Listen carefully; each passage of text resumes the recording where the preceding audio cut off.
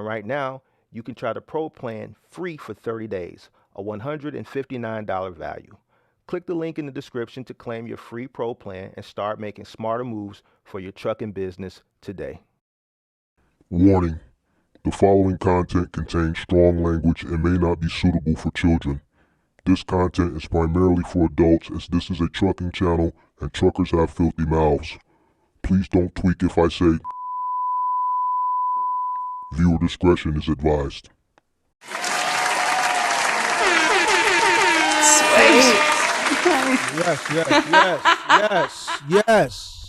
Yes. Friday night. How's everybody doing? Come on in. Make sure you guys hit that like button.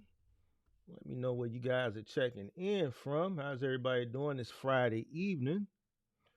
I hope everybody's doing well.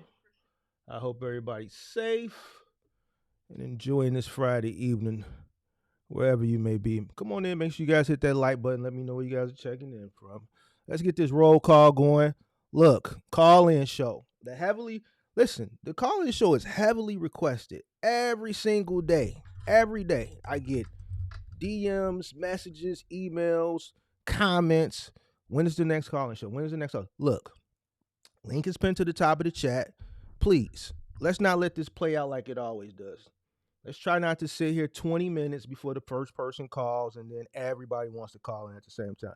It's crazy how that happens every single episode. 20 minutes on the dot, the first call, and then as soon as that person calls, I get 4 calls back to back. And then the people don't want to wait patiently in the green room. The link is pinned to the top of the chat.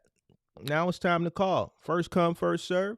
Let's get the roll call. Shout out to Carlito representing it's the call-in show. It's the call-in show. So we can get a little X-rated. We can get a little foul-mouthed. All right, shout out to Carlito representing Kid. You get a DJ Ferris. The Chicago nigga. We're doing all DJ Ferrises for everybody from the crib. Now, don't say you from the crib if you know you not from the crib. Shout out to Dr. Anthony Wade. You know he represents the crib. The Chicago nigga. All right, so who else we got? Thomas Fowler representing North Alabama. M. Jackson, what's going on? Shout out to Great Polo representing that STL. We carry freight. Checking in from that MIAO. Shout out to Sharks World from the Boogie Down Bronx. Rich representing Crizzy Ayub. The Chicago nigga. Who else we got? Go Logistics in the building. William Sweet representing Jacksonville. Pyro representing the MIAO. What's going on? King Scene representing Brooklyn's in the house. Jonathan representing that Boogie Down Bronx. M. Jackson, you laughing at the music? What's wrong with the music? What's wrong with the music? Listen, y'all know I score my shows. Did y'all pay attention? See, y'all laughing and shit. Y'all thinking I'm in some type of mood or what? Listen, Mark listened to everything. I was born in 1980. Mark was born in 1980. I listen to everything. But that's the music that I play is a message behind what we talking about. Harold Melvin and the Blue Notes, Teddy Pendergrass, I Miss You. There's a lot of y'all that missed the pandemic. Because a lot of y'all missed the peak season of 2021. That's why I played that. I was trolling y'all. Y'all missed the point. Then I came back with that Keith Sweat, that Make It Last, because y'all wish y'all could have made it last forever, but you couldn't. Because it was a fluke. And I keep telling y'all that, but yet still people want to keep coming into my comment section, with this hoping and this wishing and this back shit that's never going to happen. So that's why we played Teddy. That's why we played Harold Melvin. That's why we played Keith Sweat. We had to let you know. Now, it went over a lot of people's heads. I know it went over your head. Big Mark got a thing with going over people's heads. Everything that I do is a reason behind it, even the music that I play.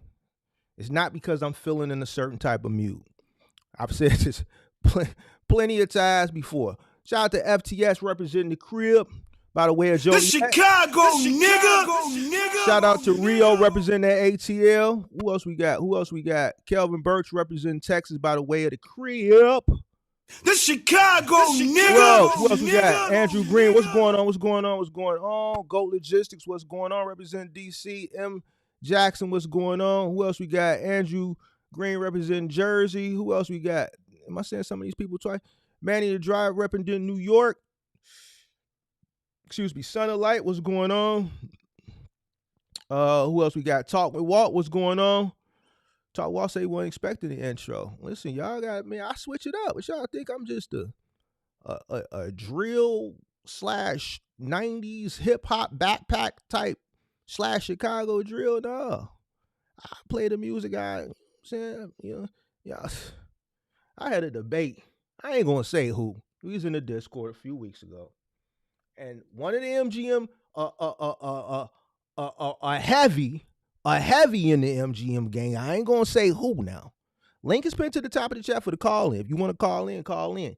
A heavy MGM member, one of the heavies, one of them ones that'll come get you. We having a conversation, and the I don't got no monologue. This is a calling show. I'm just waiting on somebody calling, so I'm just kicking it. Somebody in the MGM gang had the nerve to say Chris Brown was better than Michael Jackson. Now, I ain't going to say who. But somebody that's in here right now said Chris Brown, and this person is not too young. They older than 30. They between 35 and 40. They between 35 and 40. Now, the reason I don't want to tell y'all who it is because I don't want I don't want no issues in that chat. But the individual said Chris Brown was better than Michael Jackson. I don't know what he was smoking. I don't know what he was drinking.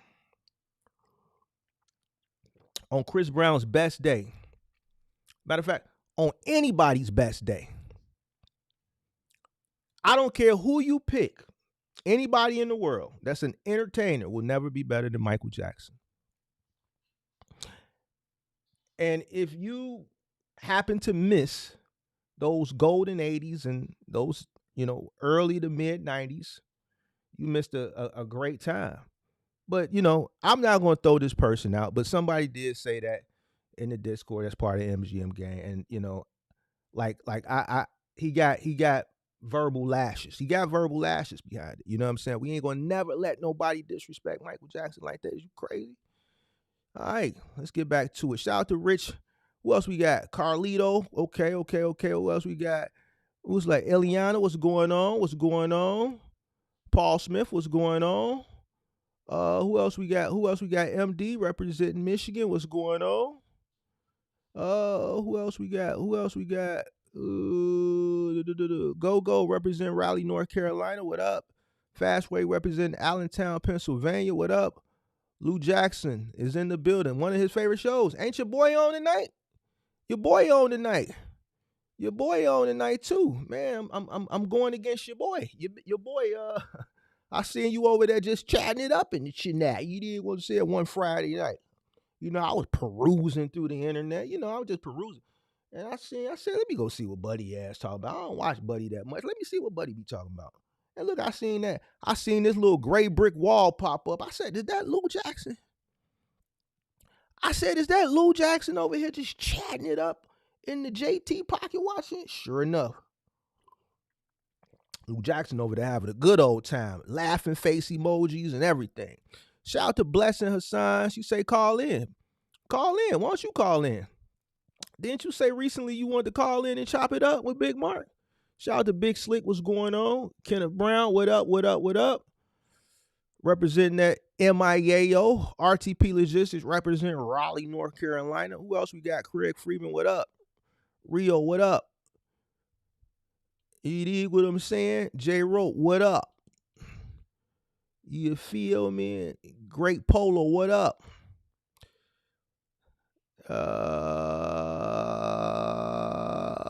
Yeah, we're going to keep that on the low. He in here, too. He one of the people commenting. I ain't going to say who. He know who he is. Said that crazy-ass shit. Chris Brown better than Michael Jackson. Get your... Man, matter of fact, where my button at? You get a goofy button for that. You got to get a goofy button. Where my goofy button at? Because I move my buttons around. Be patient. Yo, goof ass. Don't you ever in your life. Goofy as hell. Don't you ever in your life. I don't care who you put up. Whoever you want to put up, you name them, ain't never going to be better than Mike. You crazy. All these cats is mimicking Mike. Ain't none of these cats better than Mike. I ain't seen one person since Mike do a show in every country and people pass out just because DeMond hit the stage. Man ain't even opened his mouth yet. Pause. And there's people falling out, getting carried all through the crowd. This motherfucker looked that way, and then everybody start passing out, and then you hold it right there for 10 minutes. Then he'll look that way, and then everybody else start passing out. Ain't nobody did that. I ain't never seen nobody do that. This dude gonna say Chris Brown better than Michael Jackson. You gotta be out your like my grandma. You gotta be out your cotton picking, man. You gotta be out your cotton picking, man. And you got a chance. You lived through that time period, fool. You lived through that time period. I said, man, you ain't never seen The Wiz? He said, what's The Wiz? I said, you ain't never seen The Wiz?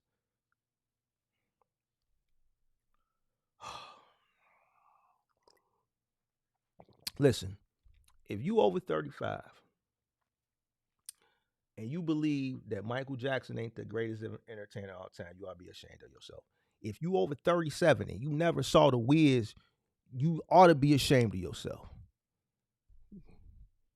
All right, let me pick up where I left off. Shout out to Judge McGee representing Dallas, Texas. Who else we got in here? ST, what's going on? EJ Miller, what's going on? You said I'm missing the S in the title? Am I? Hold on. Let me see something.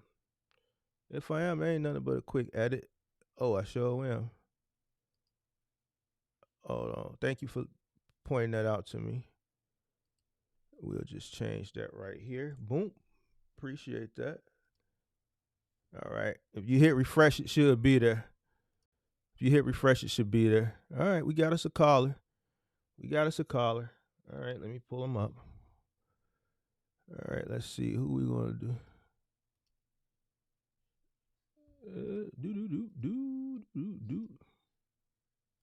How you doing?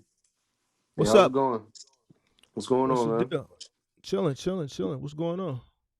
I'm chilling, man. Just been tuning in. I just want to say, I appreciate all the advice, all the game that you've been giving us the past few days.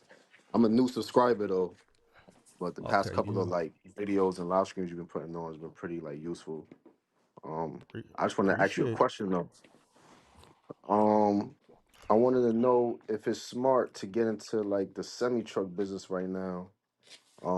I spoke to somebody else and they said it's kind of slow this season. And I got some capital. I want to get a semi truck, but I don't know if it's the right time or if I'm gonna get like a return on my investment right away. You got a So CDL?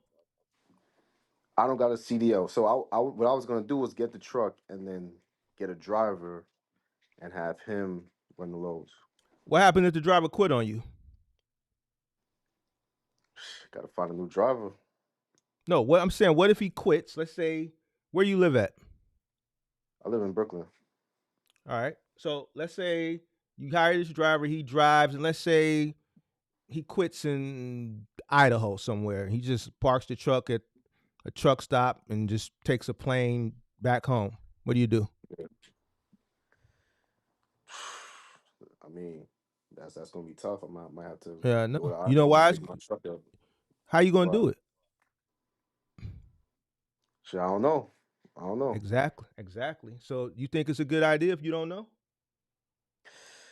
Nah, so all right. So pretty much, I'm gonna pretty much give you the whole entire breakdown. All right. So there's this company that pretty much what they do is they have a fleet of trucks and they have their own routes and stuff like that. And what happens is you Are get a they out of truck and Chicago? nah, they're out of I think he's out of Texas. You give them the truck and they pretty much do it for you. It's like it's passive basically. No. I can ask you why. Don't invest into something that you don't understand. One of the first rules of business. Right, right. Here's the thing. You can't even drive a semi truck. You don't even have a commercial license. I would never invest into something that I can't do myself.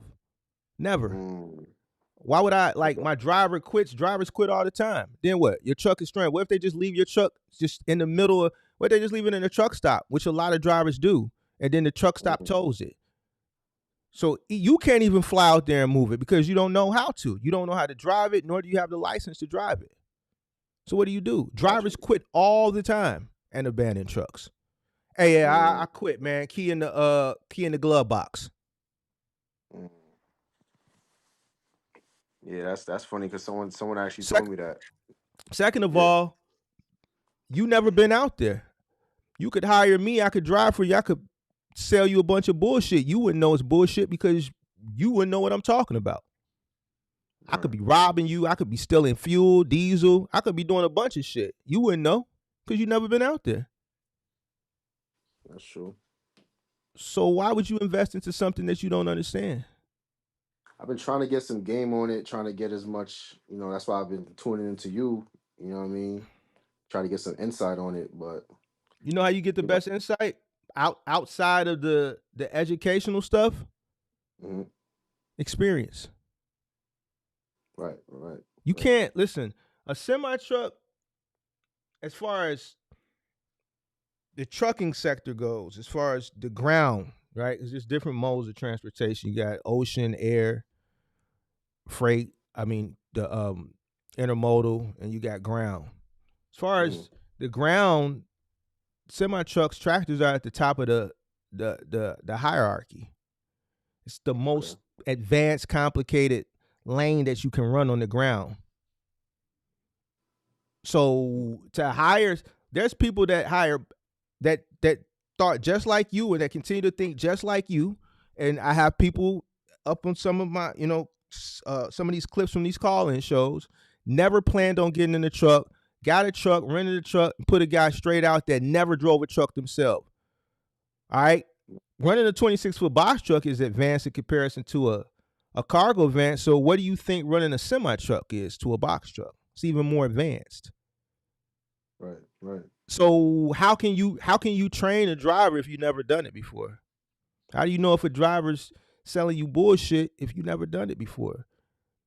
You can't even True. take your own. You can't even take your own truck to the service department to get it checked or to get it fixed. You can't even pick your own truck up if it's left abandoned. You have to rely on other people for To do every everything pretty aspect much. for every aspect of your business. Yeah, So yeah. now ask yourself that question. The answer Yeah. is, do I think it's a good investment for you? Absolutely not. Forget Mm, what the where we are as far as economically and things of that nature. Take that out the equation.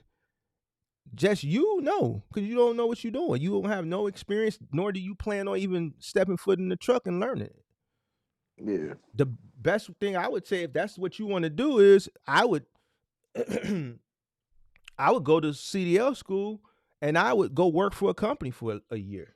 I'd learn the ropes on the company's dime. I'd tear up their truck for a year or so. And then, if you want to, pursue it, then you can pursue it. You know what I'm saying? But a semi truck is very expensive to get into, right? For a person who does know what they're doing. So for a person who knows absolutely nothing, how much money you Yeah. got to play with? How much money you got to play with if Right you were to now invest? about 50, Not enough, 50. bro. Not enough. Why you say that? It's not enough. You don't know. You're gonna burn through that I mean, 50 quick.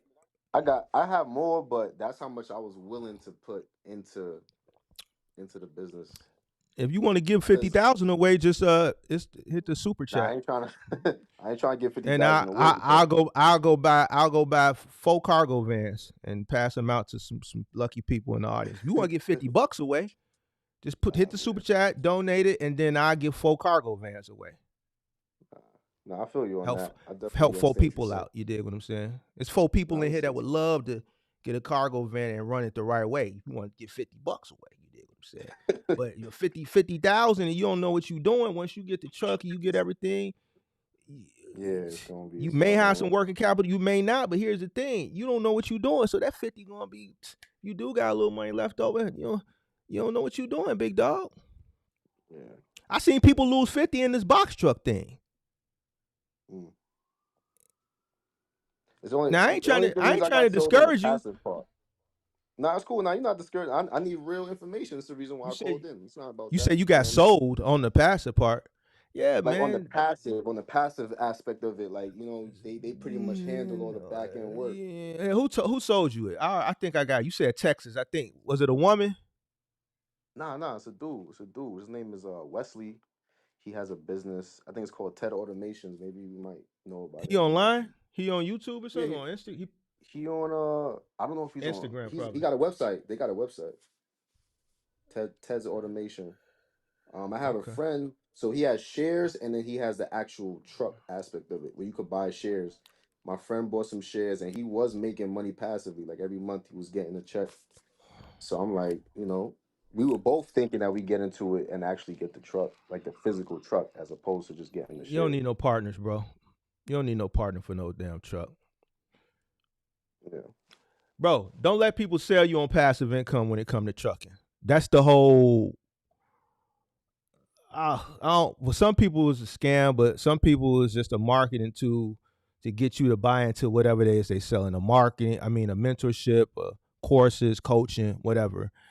You know, Mm, trucking is something that you physically have to get out and do and understand it. There's so many working parts of trucking. You know what I'm saying? That you need to know. You know what I'm saying? Because like you literally could be up today and down tomorrow, bro. From mm, just understanding how to book loads, your cost per mile, operational costs, maintenance, drivers, just all the issues that go on and the things and the variables that go on when it comes to pertaining to trucking. You got to know all that shit inside and out because your margins are going to be very thin, especially with the mm. semi truck business. The margins are really, really thin. Got you. So if you don't know what you're doing, you're just gonna be running at a deficit until you just run out of money. Mm, okay. All right. That makes sense. That makes sense. That makes sense. How old are you? 29. Why don't you just go work for a trucking company? Go get a CDL and just go work for a company. Cause I already got a career, like, and my time is kind of tied up. You know what I mean? I got my career where I work pretty much 3 days a week, and then I got a business I run with my brother, and that takes up the rest of my time. So I wanted something more so like passive for now, All right. If you want passive, invest in the paper assets. like stocks and bonds and stuff like that. Yeah, I mean, because here's the thing: trucking, you're gonna have to get dirty. You're gonna have to get out there for a nice I little really, minute. you really gotta get the experience. Basically, I You gotta do got it. to. How can you run your business if you don't know how to run your business?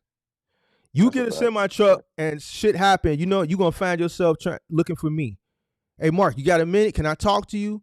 It's people like you every day, man. Mark, they come into my Discord. Mark, can I pay you? I just need 30 minutes. I tell them no because Yeah, they don't know how to yeah. run their business. People in my DM, people come in my no, no, no, no, no. Mm, You should know how to run your own business. that's a fact. That's a fact. And if you don't know how to run your business, then you shouldn't be in business. Word. It's not as passive as these people try to sell it. It's not as simple as they sell it. Oh, just go get a truck and just hire a driver. That's what they tell you. Mm-hmm. But all the stuff that really happens out there that they don't tell you, that a lot of them don't know either because they ain't never been in trucking. They just bought a cookie cutter course off Fiverr for $5 or $10 and then they repackage it, put their branding on it, and they sell it to you. It's not cut and dry like that, bro. Right. Do you know how to book loads? Do you Nah, I know don't know. do you know how to calculate your cost? Mm, Do you know what to pay a driver? How you should pay a driver? right, What are you going to do as far as maintenance is concerned? What happens if the truck breaks down? What's your plans for that? right. That's a fact. That's true. That's one thing you said is true though, because even though they're saying that they're gonna handle that, it's kind of like I should know how to do that myself too. Like, you know what I'm saying? Because Who says they're going to handle anything can happen. who leaves their business in the hand of another person? Word. That's true. That's facts. You gonna leave your kid in the hands of another stranger? Your business is like your little kid, your little baby. Mm-hmm. I'm not leaving my little kid unless it's like my mama or somebody like that. But like, you know what I'm saying? Like my business, ain't nobody gonna run my business like me. Here's the Word. thing. If these people are telling you just go get a truck and we're gonna run your business for you and we're gonna take a small percentage of running your business. This sounds familiar. Somebody else had this same setup 2 years ago and they got called out for being a scammer. Now I ain't gonna go into details. If you know, you know, if you've been in the sector long enough, that same shit that you talking about, that's not the Mm-hmm. first time I've heard that play being played. Oh yeah, buy your truck and we gonna run your truck. We gonna dispatch it. We gonna control your truck. It's a few people that's running that same play. I think the Compass, whatever. They all do that shit. Turnkey. Is that what they call it? Turnkey trucking? Yeah, turnkey. Yeah, it's a Yeah. turnkey business. Yeah, Yeah, yeah. bro. No. I mean, you can do what you want to do, bro. Me personally, like I was saying the other day in the episode, like now we can look at things in hindsight. I've seen this turnkey thing, and I've seen a lot of disgruntled people that bought into these turnkey trucking programs and are highly upset. Right. Yeah.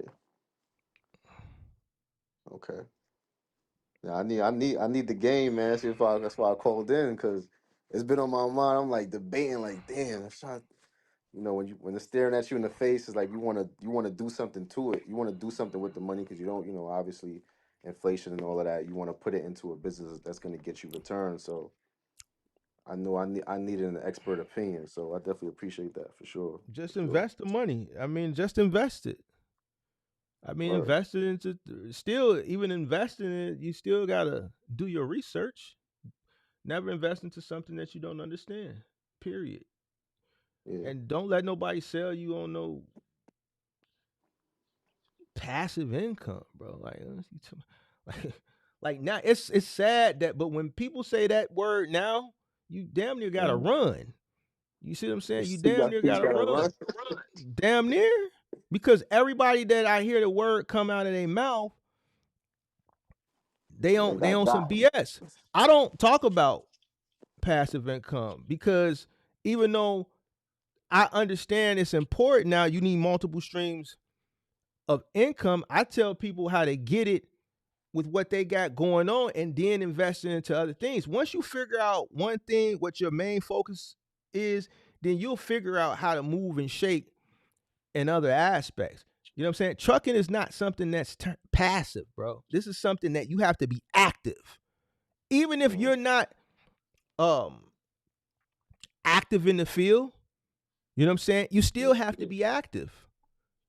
You have Right. to At constantly least know watch what's over going your on. you have to constantly watch over your investment.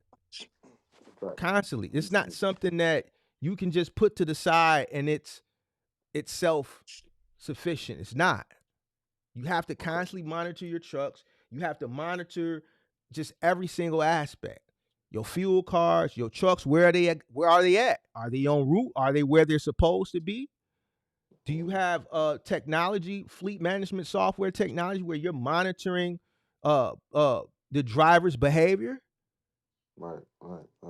Right? Are they harsh braking and harsh accelerating? Is this why you're spending so much money with that particular truck? You're monitoring this on a day-to-day basis. Mm. But who's going booking loads? That's a fact. It ain't nothing that, nah, bro. Get it? Get it? I definitely appreciate that. That's something to think about. That's definitely something to think about, man. That's definitely Yeah, something to think. it's all good. Yeah, man. Nah, I appreciate your time, though, man. I appreciate that for sure. For sure. You saved me a lot of money. Saved me a lot of money and time, bro. That's why I had to tap in with you, man. For sure. For sure. It's all Thanks for good. everything you're doing. Yeah, man. It's all good. All All right, right. man. All right, brother. Yep. All right. Peace. Yep. All right. There was somebody else I saw in the back, but they was chilling out there for a while. Then they hung up. You can call back. Link pinned to the top of the chat. First come, first serve. Link is pinned to the top of the chat. I forgot who that was in the back. I saw the name, but I forgot it. You can call back in if you want. Call in. Link pin to the chizap of the chiniat. We'll put it at the bottom too. There you go. You schmiggedeal me. You schmiggedeal me.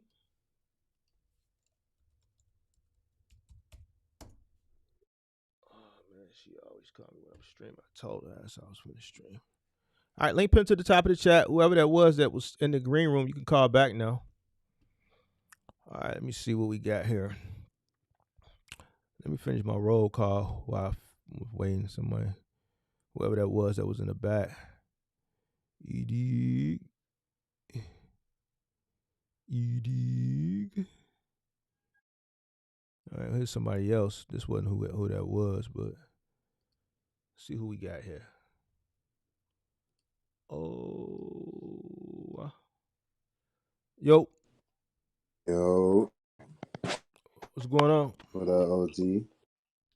What's the Chilling, deal? chilling. All right, all I had a right. quick question. Yes, sir. Um, I don't know if you remember, but I started doing a white glove contract, and I'm doing it in a 26-foot box truck. And I've been running it for like 3 or 4 months, and they offered me another spot on the dock. But the question I got tonight is, should I scale into another box truck, or should I just do a extended roof cargo van and just kind of focus on doing less jobs, cutting out the middleman? So basically the same thing I'm doing now, but not through a logistics company. See what I'm saying? Because these same jobs, they paying me $700 to $800 a day for 10 to 12 stops, basically. When these customers telling me that they paying $100 to $200 to get white glove, I got 5 white gloves in one day. It's like I could get a little van and I could just do that, opposed to taking on spot two at the logistics company. See what I'm saying? So you got a van and a 26-foot truck now, right? Yeah. Is the 26-foot truck paid for? Nah, the 26 foot isn't paid for. The van is So you go acquire another 26-foot truck. that's okay. That's the thing. I feel like they offered the position to me, and it's like it's kind of rushed before I would like to scale up, because I want to buy my next truck cash, and I've been thinking So about this. Go ahead. so you got a truck that's not paid for. Okay, Yeah, you they offer you this, and then let's say they lose the contract, or let's say something happened. Now you got another truck you paying a note on, and you still own this truck. yeah, I agree. I don't. Here's the thing. Like I always say, I don't. Just because something is offered to you doesn't necessarily mean that the time may be right. You know what I'm saying? Because Hmm. if something else gets offered to you, you're just gonna go spend money on that. Now, if you go rent a truck temporarily, then maybe that's one thing. But I always say, pay off what you got. You don't want to over leverage yourself and put yourself into more debt. You what people got to understand is when you dealing in this box truck thing, middle mile, final mile, you're not dealing directly with the customer. You are to the middleman as they are to whoever the retailer is. In the case of final mile, or the shipper if it's middle mile. So if they lose it, you lose it.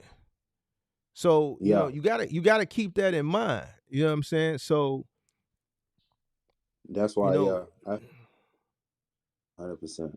And that's you why I know. was like, that's why I kind of wanted to turn it down, simply because, like, and it's crazy, around the same time this happened, you was putting out a lot of videos about why you should cash out, how, getting finance for trucks is just too much overhead that could crush you. So I was like, there it is right there, just stick to the script. You know what I'm saying? Because I already had a date in mind, which was like July of next year. I'm like, all right, you cash out then when you find the opportunities now, they'll come to you then. So, but I don't know. I just wanted to hear your take on it. But I figured you were gonna say something like that. But now I'm saying, do you think it's better just to scale up vans than box trucks? I mean, it's up to you. It depends on what your market, entails. When I say if I was starting things over again now, me personally, I give you the reasons why I would do vans. Now, one, I don't have the patience to deal with a lot of the shit that I dealt with when I was younger. I don't got that patience no more. I don't want to deal with the type of people that I had to deal with, when you dealing with moving and when you dealing with final mile. I don't want to at this point in my life, I'm older. You know what I'm saying?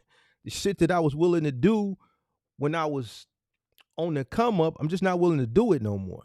Right. So Yeah. I would deal with something that's less, I would say less, strenuous as far as uh dealing with people, right? Um, Less strenuous as far as dealing with the actual physical goods, right? Because you're dealing with smaller items that don't require big, strong Mm-hmm. guys with a Yeah. lot of testosterone. So I could actually hire women, right? You know what I'm saying? And which opens me up to a bigger cesspool of applicants, right? Uh, so that's why me personally, I would do cargo van as a 44, about to be a 45-year-old man that knows the full aspect of what I be getting into from experience. But you young, you still on the come up. You still in what, your 20s? 27. Right. So, if you want to build a box truck business around final mile, you got more patience than me. Yeah. Probably. And you hungrier than me. So I mean, look at your market and see what your market, where the void is in your market. If there's a void in final mile, big and Yeah. bulky, then fill the void. Go after look and see where the void is that needs to be filled, and then target that. My if I was you, I'm looking to fill the void. I'm looking for where the opportunity is, where I'm gonna make the most money. You not at the point where you got resources and you got the knowledge and you can kind of pick and choose and use your resources to kind of push your way in, even though that there may be a void over here. I did that. I did that. Master that. I don't want to deal with that. I'd rather go over here where it's less taxing, less, I ain't got to deal with these personalities, and I'll just build a bigger fleet and deal with more vehicles but on a smaller scale, and just get my revenue up by dealing like that, because I just don't want to deal with the shit that you got to deal with. You Yeah. young, you could deal with that shit. You see what Yeah. I'm saying? So Nah, that's yeah. I agree with you 100%. Cause like even now, I see it like I see it because like this is physical labor for 10 to 12 hours a day. It's like it's certain niggas you gonna have to get. Like everybody can't just do this. Everybody ain't gonna do this. well, everybody ain't gonna Everybody. do it. Everybody can't do it. You know what I'm saying? Then, like me being just a good business person, if in today's society that we in, shit happens, then guess who got to come out? No matter where I'm at. Guess what? If something got if it's if a route is short of man, then guess what? I got to come out, right? Mm, But I know, what I'm saying, at this age, like I can't do what I did when I was 30 and 31. When I had to come back out during the pandemic at 40, 41, 42, it was tough. So what I'm saying to you is, if there's a void in big and bulky final mile, take advantage of your youth now while you can, and run it up. You know what I'm saying? Run it up, because you're not gonna have that youth forever. You know what I'm yeah. saying? So take advantage of all the hard work now that pays a lot. You see what I'm saying? Yeah. So the harder the work, the more it pays. So the higher the risk, the bigger the reward. So take advantage of your youth and take all that hard, labor intensive work now, which pays exceptionally well, while you can. So that Hmm. when you do get older, if you're still in the business and you're still at a point where you may have to still, dibble and dabble in the field, you're not, you know, you're not that pressed. You see what I'm Mm, saying? So okay, I appreciate that 100%. And it's crazy because like you know, it's definitely a void in my market for final mile white glove delivery. And me just looking at the nature of the market, I feel like that's probably one of the most stable facets of logistics right now is just because of who the customers are. Like these people ain't inflate these people aren't affected by inflation how the normal consumer is, I would say, who ordering packages from Amazon. Like white glove delivery, a lot of times, in my opinion, is going to be somebody who, they order expensive pieces, older people that's well off and probably retired. So I feel like that's probably the most stable lane. And then my market definitely has a need. But I was just saying, you know, I don't know. But right now, I just got a contract for the cargo van. So this is another question I'm asking you about. I think the lady saying they paying $2 a piece. Um, they do Staples and Office Depot. Um, so now it's like now I'm trying to decide: do I want to step out of the box truck and do the van, or do I want to just hire somebody to do the van? So I'm trying to see how I'm gonna play that. But everything that you told me to do from every time we talk is working. And that's it. I'm starting to see the opportunities. I'm starting to see the money build up. I just gotta say thank you, dog. It's working it's all now. I good. just got to stay at it, and I see it's probably gonna take 12 to 24 months before I can really, really, really, you'll see like okay, but I'm cool with that because I see the plan. I see the plan. So It's all good, big dog. It's all good. Appreciate you. for sure, I'm gonna let somebody else call up though. All right, boy. Be safe. All right, for sure, appreciate you. Yep. What up? Hey, how you doing? What's going on, man? Hey, so I'm a little background around me about me. I used to own a box truck company, but I failed miserably actually. So, uh, What year, big dog? What year? Was it 2021, oh, last 2022? year, What year did last you year, start? What year you start? 2023. You started last year and you failed last year? Yep, the same year. I was in business for 8 months and I fell miserably. So, but the only thing that came out of this, I was able to purchase a box truck, a 24-foot box truck, so I own it outright. Um, you know, so right now I'm trying to see if I could uh, possibly start like a moving service. And I've been listening to you for a while, so I'm trying to see if if I should start with the moving or right away, or I should start with the what do you call it, last mile or white glove delivery. You said you bought your truck outright, right? Yeah, yeah, I Where, bought it. where I you bought it where outright. where do you live at? In Florida somewhere or New I live York? in Utah. No, I live in Utah? Utah right now. Yeah. Utah? Um, so if you bought your truck outright, I'm just asking, how did you fail miserably? What did you Well, do I wrong? mean, I What was couldn't. wrong? What did you do? Well, actually, I got scammed. So You got scammed. I got scammed Talk about for it, bitch. Let's about. talk about it. Talk about it. Kick it. Let's kick it. Yeah, it's kind of embarrassing, but I got No, scammed. no, no. You got scammed. Talk about it. We gotta talk about it, man. What happened? All right. So I got scammed. I did a few loads for a broker, and he never paid me. So I Did obviously you with did the you find him? insurance and everything piling up. You found him on Facebook group. I don't know how he found me though, but I think I found He him. Where found did I you, find him? or did you find Yeah, him? he found me. To be, He just yeah, he randomly found calls me. you So one day and said, "Hey, I got some loads for you." yeah, yeah, randomly call and he's like, yeah, I'm a broker, whatever. And it was one of those Indian guys, so I fell for it. I ran a few loads, and he never paid me. So I couldn't afford to pay insurance because my insurance was really high. So uh, I had to make a decision, rather to keep borrowing money. So I made the decision to just How many? let How it go, many? and How many loads did you run from, bro? 3 loads. But you was in business 8 months. 3 loads Yeah, is a couple weeks, a week or two. yeah. I mean, I didn't really know what I was doing, to be honest. I was paying for things that I didn't have to. I No, was paying for. no. Go I'm ahead. saying if you ran 3 loads for this guy, what were you doing the other 7.5 months? No, 7.5 months. I was breaking even. It wasn't really.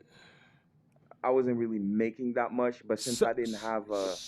Go so ahead. you didn't fail because he scammed you. Well, it was one of the reason I failed. It was probably So, a so when I'm asking you, what did you do the other 7 months, 7.5 months? 3 loads running ain't loads. nothing, but you could have So ran 3 loads in a week. yeah, So, yeah. so those 3 loads, if you were running 8 months, those 3 loads weren't the contributing factor of why you failed. I'm just trying to get it all Well, out on the. you're probably right, but um, like I said, I was pretty much paying for insurance, paying for the gas. I was breaking even. I'll probably make like 800, $500. Um, be, actually, I have to say that I didn't know what I was doing. So you were running OTR Yep. and you were just So booking I loads was off the paying load for board. hotel. Go ahead. You were just booking loads off the load board. Yep. Of the Did load board. Yep. you did you were you running your cost per mile? Did you know what your cost per mile was? There you go. Yep. I didn't. I wasn't doing none of that. I was Okay, not doing. I was. what you got a 24 foot what kind of truck? Is it a like a Ford or So some shit like that? that's another factor. That's another Right. contributing factor to my failure, because I was running a 14 foot, so I didn't have a 24 foot. Wait, But wait, what wait. happened? Wait. Slow down, slow down. You said you had a 24 foot at first. No, no, no. Right now, I bought one after, so I was able to borrow some money, and then now I All right. have a 24 foot. All right. So what was you running in? Because I'm under the assumption you were running a 24 foot because that's what you said No, initially. it was a 14 foot. Yeah, I started by myself. I didn't know what I was doing, like I said. So I bought a 14 foot box truck out of Chicago, and then I drove it from Chicago to Utah, and then I started with that with the intention of running Amazon. Um, but You can't run no Amazon with no obviously, 14 foot box truck. exactly, exactly. I didn't know. Like I said, I didn't know what I was doing. But like I said, I was able to borrow some money and then save up a little bit of money. So I bought a 24 foot box truck now. So I own it outright. So I don't have any payment. So with go ahead. I'm listening. I'm just So trying like to I figure out what you did. What was you doing with this? You was running OTR with a 14 foot. Like how many? What you was putting 6 pallets on? How many pallets yeah, you getting on pretty the big much. dog? So I would yeah, pretty much. It was a 14 What? foot Wait. 2001 Freightliner. It A was 14 or 14 foot 17. Freightliner? Yeah, it was a 14 or 17, but it was not. It was not the proper 14 and 17 is equipment. a big. That's a big difference. 14 and 17. Stephanie, how You big you was were the you had a truck? 14 foot with a Freightliner cab chassis? Yeah, You sure? and it was under 26,000 pounds. So I was doing everything wrong, man. Yeah. Okay, bro. All right, let's fast forward because a 14 foot Freightliner. You sure? Yep. Yep. Because Positive. usually 14 footers are built on cab cutaways, 3,500 cab It was cutaways. literally it was under 27. It was under I I I 29,000 pounds. So I I didn't I even know. I get that. I Yeah. get that. All non CDL trucks are under 26,000 pounds, but I've never seen a Freightliner with a 14-foot box on it. Yeah, Normally, they do it here. 14-foot boxes, 16-foot boxes are usually put on, cab cutaways, maybe some pickup truck cutaways. You know what I'm saying? But me personally, okay. So you're running a 14-footer. You whatever you just did, you gotta undo it because I hear myself now. Sorry, All right. So where's the 14-footer now? I sold it. Did you get your money back at least? I literally broke break even. So I got it. Actually, no, I lost $3,000. So I bought it for 11, and I was able to sell it for 8,000. So with the 8,000, I saved the 8,000 to get the 24-foot box truck I have right now. How much you pay for the box truck? 24-footer. It was 15 grand. 15? Yes, And what it is was that? at an auction. So I got it from I don't know if you guys know Rich Rich Bros. Yeah. Yeah, So I what got is it it? from them. What's the year, make, and model on it? It's a 2015. Uh, yeah, 2015 with the Ethan transmission, and it's above 29,000 pounds. It's above 29,000, or you mean above 26,000? Oh, 26. So It's literally, you have to have a Class B. Since I have a Class B now, so all right. that's So you got it's rated for what, 33,000? yeah. All right. So you got a Class B. All right. And you said it's a 2015 Freightliner. You said. Freightliner with 135,000 miles on it. All right. So you bought it at an auction, and you bought a 20. What made you get a 24-footer and not a 26? Because I thought I was gonna still be in the box truck business. I thought I was gonna be able to do the over the road. Wait. But I If you bought a box truck, you in the box truck business. What do you mean you thought you was still yeah, going to be but in I the didn't box want to truck do over business? the road anymore. I didn't want to go far. Does that Uh, make sense? What was the? Not really, because I said, why'd you buy the 24-foot? And you said, because I thought I was still going to be in the box truck business. If you bought the Yeah, I truck, thought that no, means you're in the I'm box saying truck business. I'm saying like moving freight over the road. I thought I was still gonna be able but thought I was still gonna be able to do it. But I didn't want to go over the road, and my wife wasn't really too happy about me being gone for a week at a How time. old are you, So big dog? How uh, old are you, big dog? How old are I'm you? How 42. old are you? You're 42. I'm 42. Yeah, 42? yeah, The reason why I asked you 24, because you 2 feet, depending on what you're doing, makes a whole lot of difference. You know what I'm saying? So you yeah. don't want to go OTR. So what do you want to do? I want to do moving services. You're 42, right? Yeah, Okay. So you want to start a moving company? yeah. You're up to it? You understand what that Oh yeah, entails? You sure? yeah, yeah. Okay. All I right. mean, I Well, know it's pretty taxing on the body, but I think I can do it for a year or two. and Um, then what? and then I want to obviously buy real estate and obviously have somebody running the business. Um, but yeah, that's the goal. Because I wanna fix my credit so I can be so I'm able to, invest in other things. Okay. So you say you're in Utah? What city are you in Utah? I'm in a city called Orem. It's like 45 minutes away from Salt Lake City. What's the population? Ooh, it's huge. There's a lot of. I mean, I'll say 2 million, 2 million, 2 million? 2 3 million. Yeah, there's a You sure? lot of people, man. I'm in Chicago, bro, and we at 2.8. We the third largest city. You sure? Right after us is Houston, bro. So there's no way it's two I million think people there, bro. Yeah, I think with people moving out of California, yeah, I think it's about Slow down, big 1.5 to. dog. It can't All be, right, go ahead. bro. Bro, I'm not I, capping. Hold I'm on, in let me. Chicago, I bro. can look it up, Hold but on. I'm at 2.8, and we the third largest.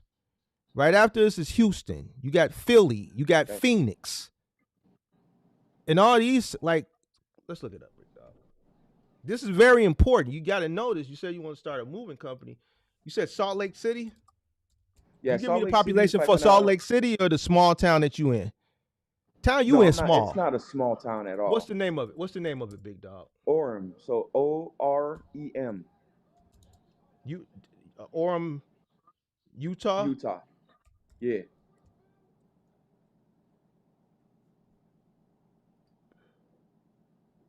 You said 2 million? Well, I was just guessing. Bro, you ready for this, big dog? Go ahead. Welcome to the Mark the Mentor Show, big dog. 95,000. That's a big difference from 2 million, sir. But hold on though. That's a big difference from Orem. 2 million, big dog. Orem. Okay. OREM, Utah. Yeah, yeah, yeah, yeah. Not even I know. 100,000 people. I know. But it goes by county though. So there's Orem, Provo, um, Pleasant Grove. These are all towns that are literally close to each other. That's what I'm saying. I think if you look at Utah County population, it will make a lot more sense. Like Utah County.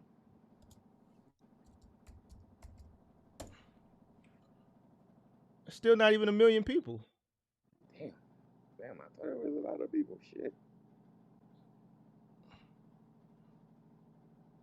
So it's what? I mean, I'm asking you Oof. because this is the research that you have to do if you want to start a moving company. This is where you start this when you're doing your business plan, you do your market analysis. You told me it's 2-3 million people, bro. Like being from a large city, I kind of know what the top 10 cities are. You know what I'm saying? And I listen, I'm just keeping it a buck. I never heard of Orem until you just mentioned it. So I know y'all ain't on the listen, y'all ain't on the map, big dog, because I never Big Mark ain't never heard of Orem. So y'all not on the map. If I never heard of you, I knew you ain't on the map. So now we got to go do a market analysis. What's in Orem? Are there houses? Are there apartment buildings? What's going on in A Orem? lot What's of the median houses. income? What's the mean income? What's going on? Are people moving in Orem or people moving out of Yeah. Orem? It's a No, lot of people are houses. moving in a lot though. A lot. There's a lot of construction as we're speaking right now, because there's a lot of people fleeing California and they're moving to Utah because it's kind of, well, I'm not gonna say cheap, but it's cheaper than California. So, but here's what I'm saying. You said it's a lot of houses out there, right? Yeah. Lot more houses and apartments. Uh, a lot more condos. There's a lot of condos A and lot more condos. So condos and yeah, houses. yeah. So what about apartments? Oh yeah, there's I don't know if you're familiar with BYU. There's BYU, there's Utah Valley University, and there's U of U. All these universities are probably within 45 minutes of each other, and there's Weber State as well. Okay. So, but So you live there's in four big universities. Orem, right? Yeah. Right. So the county consists of does that consist of Salt Lake too? No, Salt Lake City is a different county, and it's literally 45 minutes away from where I live. All right.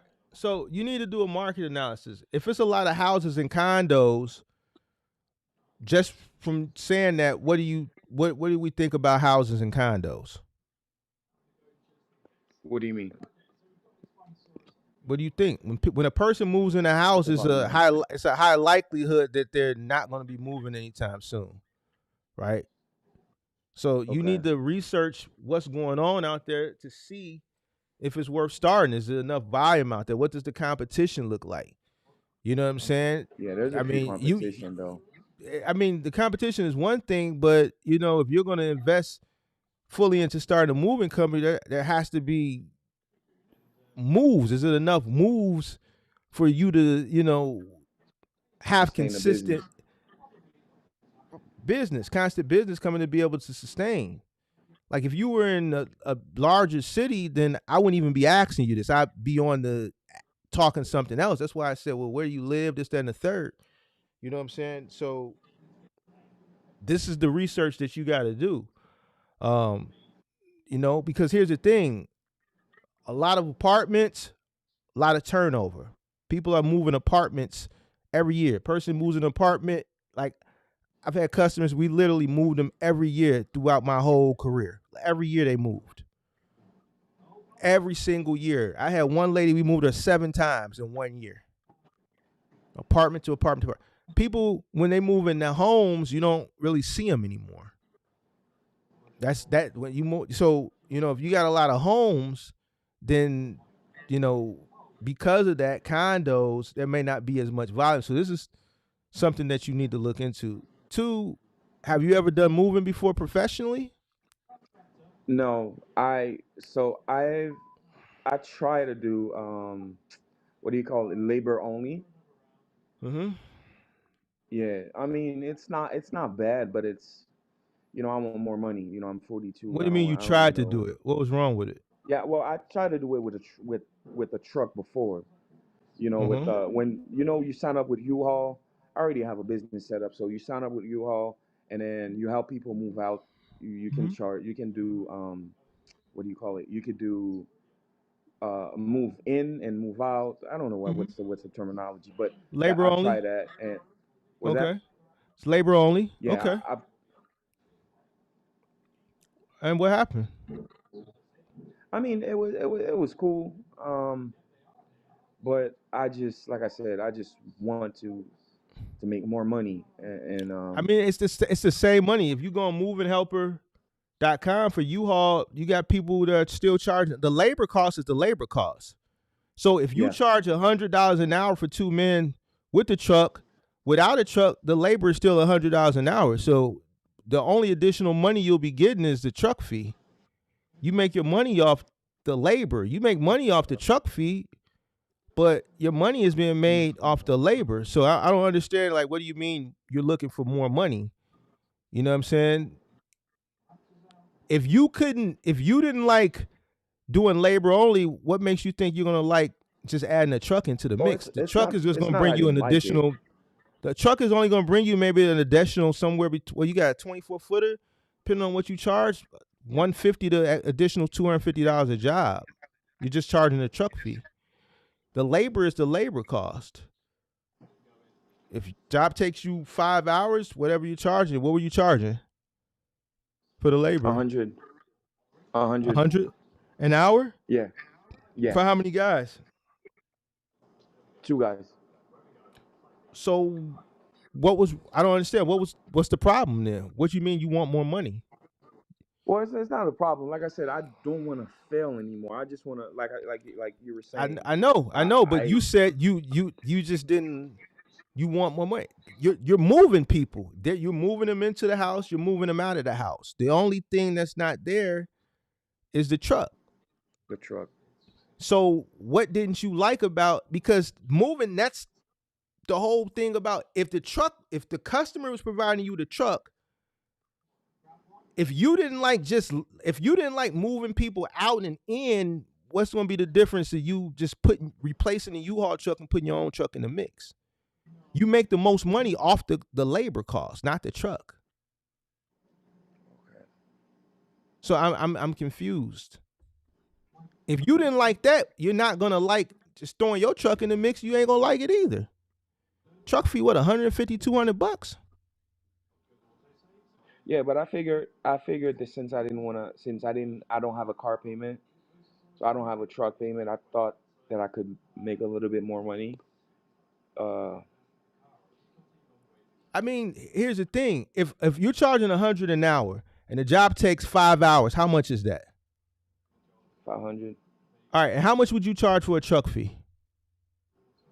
Probably 150, Okay, 150 or so so 175. so so you go to a job to load the truck up for a U-Haul customer. 5 hours, you made $500. You add your truck in the mix, you make an additional 150. 150. So I don't understand. Like, if you didn't like just doing the labor only, what's $150? Like, you're just Oh you're no, just no, no. replacing their truck with yours. I'm confused. I don't have a problem with the labor only. Hey, hey, I how you don't. What I doing? was saying is, I saw what I somebody was was just saying that I'm. waving in the back. Is that your Oh wife or yeah, something? I don't know. Hey, hi, how you Yeah. doing? Yeah. What I was saying is, like I'm used to hard labor. It's not something that I don't mind doing it. But in my mind, I wanted to do more money because I was thinking, if I do one house, I was mostly moving apartments, so I was thinking if I do houses like two with 3 bedrooms, I could charge more. You How? know what I mean? What do you mean charge more? Well, a bigger house, I mean, Labor more cost money is the for me. labor cost. Labor cost is it's just going to take more time. Okay, Whatever you charge for two guys for a 1 bedroom, you're going to charge that same thing for a 2 bedroom if you're using two guys, or a 3 bedroom. It's just going to take longer. Just because longer, the place is bigger, you don't charge them more money. You add more guys, which equal, more money, but you don't charge an additional fee. Oh, well, it's a 3 bedroom, so we're going to charge you 300. But if you're charging them 300, then you're adding more guys. The bigger the job, you add more guys. more guys. Yeah, bro. I think you need to go work for a moving company, bro. I think you need, just based off listening to you, I think you should go work for like 2 men in the truck or something, so that you can really understand like the moving business. You know, I don't think you really understand just off what you saying. Like, I think you should work for a company first, so that way you got some type of understanding of what you're getting into. Um, because there's a lot of other Um, things that we could talk about, like the claims, and I think you need to go out there and really experience it before you go jump do it. in. Yeah, because is you a killer? Is you about that life? Yeah, You about that life? That yeah, moving life? You yeah, really about that? yep. How would you move a 300-400 pound armoire up 3 flights of stairs? Let's say it's 6 feet tall. Well, that's where I was thinking I could charge more, because I was listening to you. I thought Why? um If the armoire, hold on. If the armoire is a part of the move, what do you mean you're gonna charge them more? That's a the part of the flights move. of You charge them by stairs, the I hour. could You charge an charge it. additional. Oh, if their armoire is in their bedroom and you're moving a 3 bedroom home, that's a part of the move. You don't charge them. Well, y'all got an armoire, I gotta charge you more. No, You're charging about an what hour. no, what I was saying, I could charge an additional fee if they have like flights of stairs, if you know something like that. Because Well, here I don't know. we're not. I didn't ask you that. I'm asking you, Okay, how would you move a 6 foot armoire that's 300-400 pounds up 3 flights of stairs? I didn't ask you what you would charge. I'm asking you damn. how you would do it. I mean, with the shoulder strap, with the I don't know what they call. They have the shoulder strap where you move it with two people. How I would don't you know what do it it? what. Damn, I didn't even think about that. But What's the first thing you would do? wrap everything up with blanket and plastic, and then I'll probably use a dolly, or or use a shoulder strap. I really don't know what it's called, but it's like you could move it with two people. Um, I forgot the name of that thing, whatever. But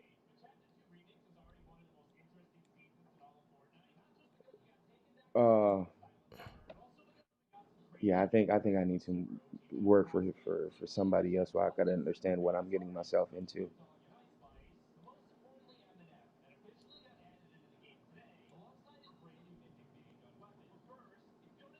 So one What thing about I what wanted. no, we kicking it. You say you want to start a moving company. I'm trying to see where you at with it. Yeah, yeah. like I said, I'm about that life, man. I don't care. I don't mind hard labor. But I was gonna tell you that I'm also willing to pay for mentorship because that's something that I didn't do on my last business because I thought that I could just watch a few YouTube videos and understand everything. But I was, yeah, Hmm. I Man, I don't do mentorships, big dog. Never have. If I all did, right. man, it would be too much. It'd be too much because the guys that don't know what the hell they talking about, they charging like 5 and 10. So Big Mark could probably charge like a dub sack, and I don't want to do that to y'all. So only thing I can tell you is you know, you just got to keep watching, bro. You got to go through all the content, and every time I go live, you gotta be ready to hit that link and ask questions.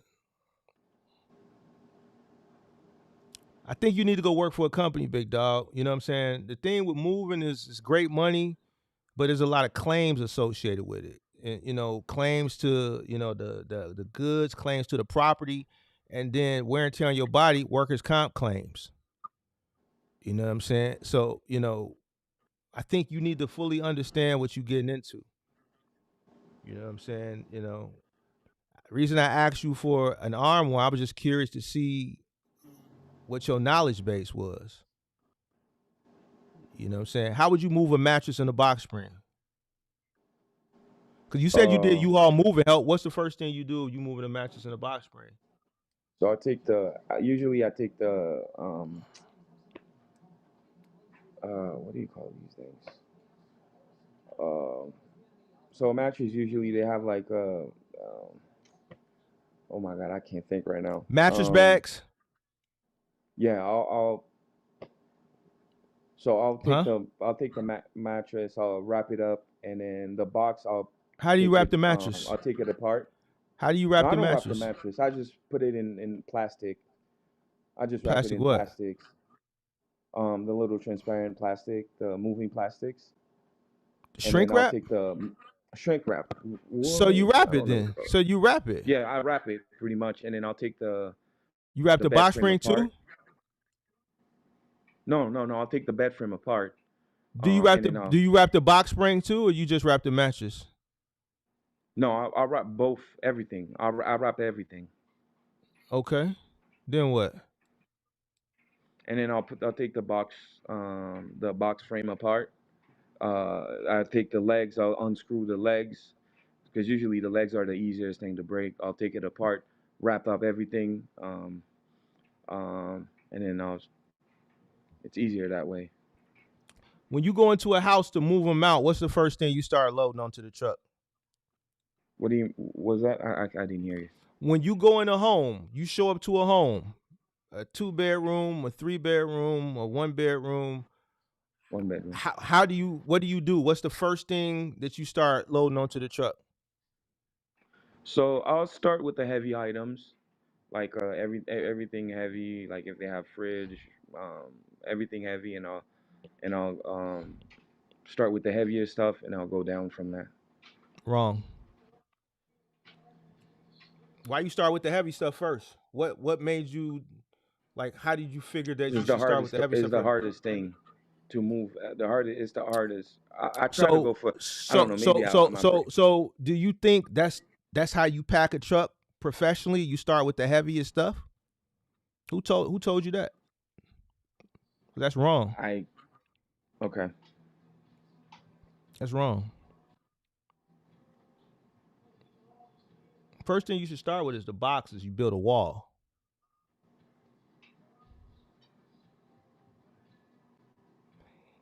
If you work for U-Haul and you loaded U-Haul moving trucks, every U-Haul truck, as soon as you open the back door, there's a diagram right there that tells you how to move the truck. After you put the boxes, then you come with the mattresses. You should build a wall.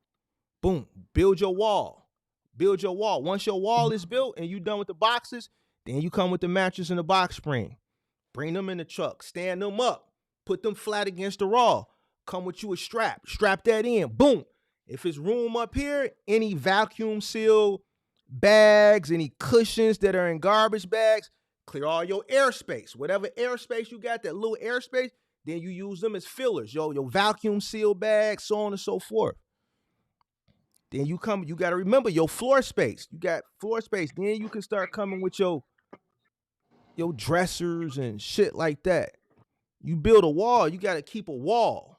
Boom, boom. This help prevent shit from shifting in transport. You just don't just load the heavy stuff first. That's not the way you do it. The truck should be tight. It has to be a system. Packing the truck is a science to it.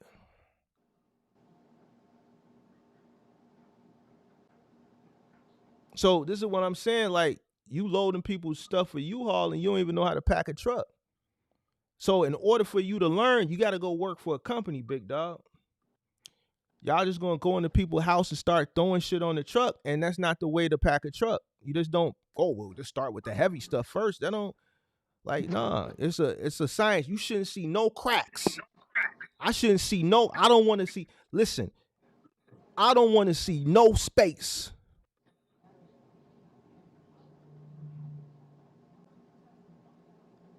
You need to learn how to pack a truck. That's what I'm saying. You should go work for a company, dog. Ain't nothing Okay. wrong with it. When I first got started, I didn't know how to pack a truck. That's why I hired somebody that knew more than me in the moving industry. I paid him well, and he taught me.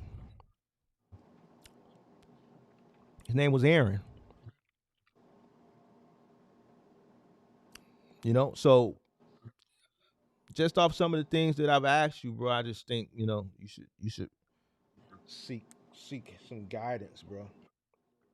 Seek some help. Get out there, man. Go work for a company. I think it's All right. plenty. I think it's potential. I mean, I don't know your market. I never heard of Omika or whatever it's called. So you got to do your own research on that. You know what I'm saying? And see what your market opportunities that are available in your market, if any, as far as the moving, right? As far as the, like what's going on out there. Are people moving? How often are people moving? You got to do that research. I'm gonna leave that up to you. But as far as the ins and the outs of actually doing the work, think you could work. Now, I don't do mentorship as far as, like you can call me on the call in show and do this, you know what I'm saying? And I won't be in Utah anytime soon. You know what I'm saying? So I can't pull up on you. Ain't nothing in Utah for me. So you dig what I'm saying? So I can't really pull up and kind of, you know, help you, live. But the best thing, man, go work at 2 Men in the Truck next summer. Okay. Stop investing into things that you don't understand, big dog. Why you want to get in this box truck thing so bad? Because you keep trying, but based on the way you entered the first time and how you entered with what you entered with, and then now it's just like it's like you trying to force something, bro, and you're not doing what you need to do to fully understand it, bro. You trying to force something. That's what I feel like. You trying to force some type of success, bro. Because even what you say, oh, I want to get in for like a year and then get into real estate, bro. It's not that simple, bro. If you want to use this as a stepping stone for something else, fine. But like the time frame you gave, like, bro, no, bro. Like moving, bro, you got to put that work in, big dog.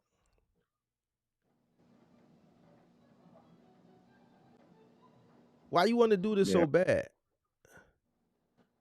I don't know. I thought it's one of the easiest things to start. Says who? Who told I you that? thought. I I thought. know, but why? Where do y'all be hearing this from, bro? I want to know where y'all. Cause I need to go holler at that person. Big Mark need to pull up on him. Cause even the first person, everybody come and say, "Man, I want to pull up on him." Big Mark ain't scared of nobody, bro. Tell me who's telling y'all this, cause I want to put this. Got to stop. It has to stop. Who's telling y'all this? Who told you this, sir? Who told you it was easy? Listen, ain't shit easy about moving, bro. My shoulder, I had a doctor's appointment today. I gotta go back to physical therapy, bro. The pandemic years of me getting back out there as a 40-some-year-old man having to get back out there, bro, my shoulder will never be the same, bro. Who told you this shit was easy, bro? I remember I had a worker fall through a flight of stairs. They was moving some radiators out. The stairs gave, and he fell through the stairs. Radiator fell on his leg. Who told you it was easy, big dog? Man, you ever moved a piano before? Who told you it was easy, big dog? Who told you it was easy? Yeah, flip a upright piano up and put them straps on, and then squat all the way down and have to stand up using your hips, your abductors and your adductors and your legs, and stand up with that piano and keep your back straight. Who told you it was easy? Because I need to go holler at this person and figure out what the hell I did wrong.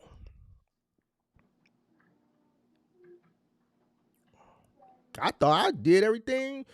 Eventually, I thought we was on the gravy train. I thought we was on the right foot, but I guess we wasn't. If somebody telling y'all shit is easy.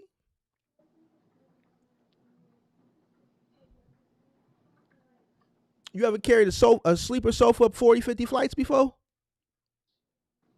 Well, I have. I You have not a have? 50 flight. Not a 50 flight, but I How many carried flights a you been up, sofa. big dog? How many flights you been? What's your highest flights?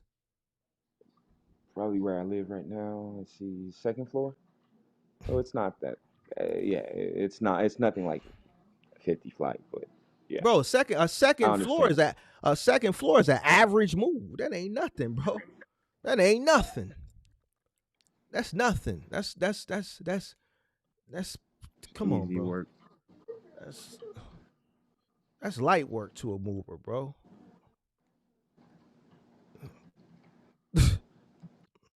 Hey, bro, you need to go work. You need to go work. You need to get some real work in, bro. I don't think you really understand what this moving life is about.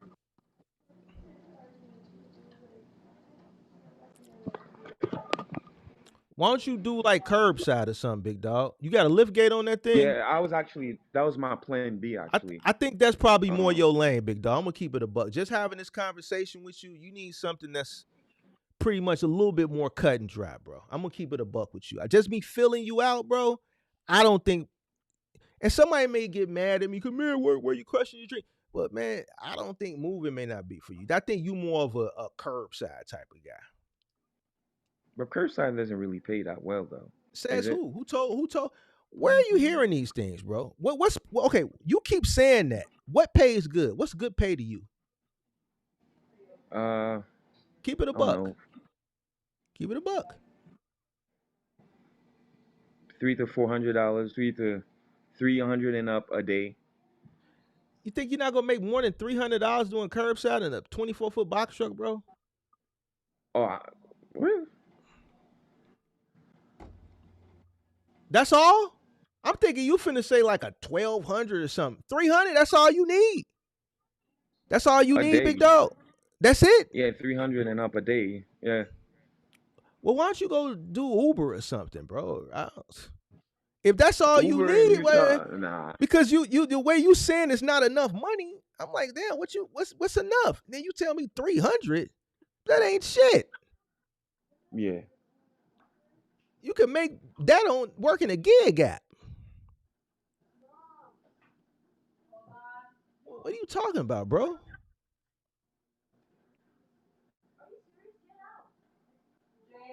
300, bro. Find you a local contract doing deliveries in your truck, just doing palletized freight deliveries, bro. That's your lane, bro. Listen to me. Trust me, bro. Leave that moving shit. I don't, unless you're gonna go work for a company to really learn the ins and outs, because what's gonna happen, you're gonna get out there, you're gonna start your company, and you're gonna tear some shit up, bro. And you're gonna have claims out the ass. You're gonna tear up some people's furniture, you're gonna tear up they homes, you're gonna scratch their floors, and you're gonna have claims galore.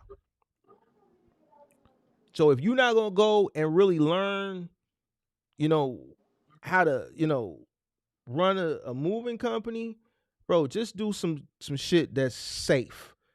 Some palletized freight, some curbside going from dock to dock, or dropping stuff at people's curb or a person's garage. Shit that's palletized.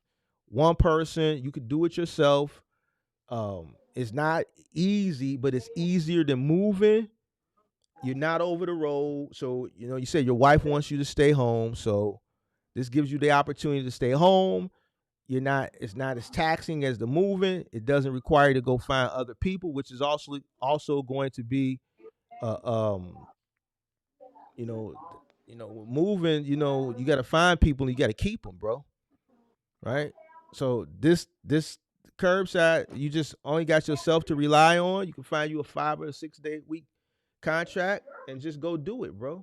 You should make you somewhere between your market. I don't know what your market is, but you should at least make somewhere So between 600 on the low end and 1,000 on the we high we end. have we have On Track, we have Roadie XL.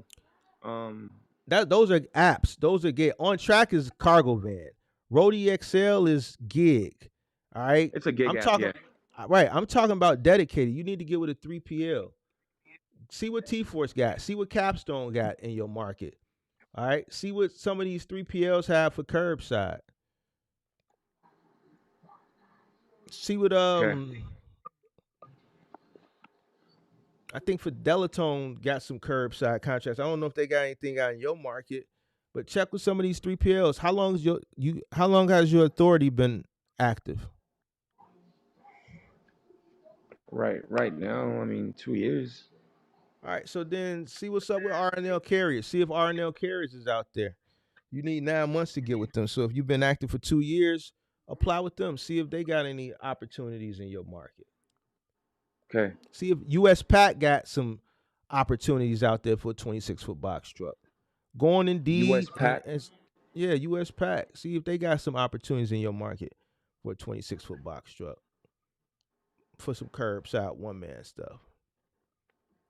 That's what you need, big dog. Just me listening to you, feel. That's why I'm asking you questions. Anybody can learn, even if you go. But I'm just listening to you talk, bro. I think you probably better off, Cause then you said something earlier, wife and all that stuff. Like I'm just listening to everything, bro. Just do something that you can go and go home, bro. Your wife wants you home, and you know what I'm saying. This moving thing, man, this for killers, bro. We killers. I don't see it in you, bro. I don't see that killer in you. I don't see it, big dog. Step back a little bit. Step back. Let me see something. Yeah, I don't know, big dog. I don't know. Maybe, but I don't really see it, big dog. I think you would make a great curbside guy, though. I think you would make a great curbside. Make you about 750 a day. Okay. Okay.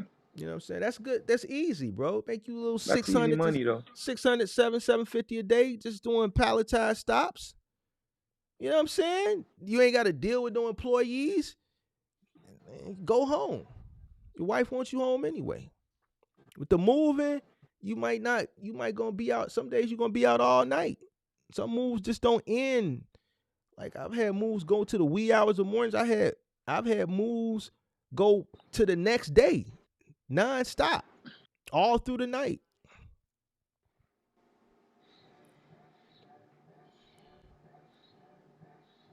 Yeah, man, get you a dedicated route, bro. I think that would be right up your alley. Okay. Yeah. All right. Well, Now the choice is yours. You can do what you want to do, but no. I mean, like I said, I didn't want to jump into anything. I didn't want to feel like I felt in the box truck. Um, you but I, you still in the you box know, truck, dog. Why you keep saying that, well, yeah, no, bro? no. What I mean is moving freight over the road. That's what I mean by that. So now Bro, I would just who want to who stay told you to local. get a 14-foot truck, bro? Who told you that? I was dumb enough to just purchase the truck because I had the money sitting, and I just like, all right. So I went on. Did I? Is it this truck trade? And I saw the truck. I didn't even do my research. I put a down payment on the truck and I drove to Chicago to pick it up. And I realized it was a 14 foot. It's 14, yeah, 14 Wait, foot. wait. You realized that when you got here, Yeah, yeah. When I but picked you it up, bought, that's when I but you realized bought, how short it was. but you bought it anyway. Yeah, I already. put a down payment on it, like almost 7 grand on it. So I'm like, okay, You didn't I'm think gonna to have ask to for your work with money what I back? have. Nah, not these guys. Who Yeah, was they they? wouldn't give me any money. But They some Russians or ooh, it something? was in Stephanie. What was the town I bought the truck for? The truck was the town. No, the town. It was a weird name. Sorry. It was close to in Milwaukee. Oh my God, I forgot the name of that town. Oh my God, So you was in a suburb outside of Chicago. It's all good, big dog. yeah. Is It's it all good. Chica? Oh, I forgot. Never Don't mind. worry about it. Don't worry Yeah. about it, big dog. Don't worry about it. Yeah, bro. You need to do like I just listening to what happened with you the first rip, and just listening to you now. You got a lot of research you need to do, bro. A lot of research, bro. A lot. This industry ain't forgiving, bro. It'll chew you up and I spit you learned out, that. bro.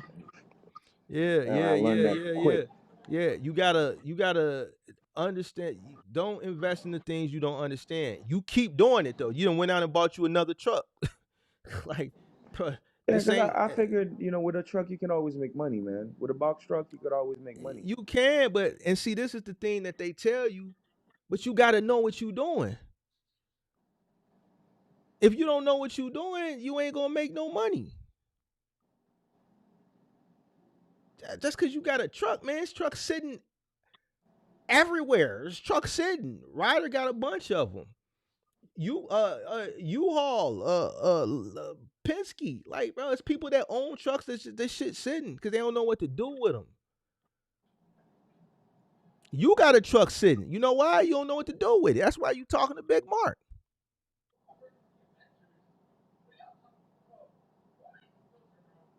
Just because you got a truck, don't.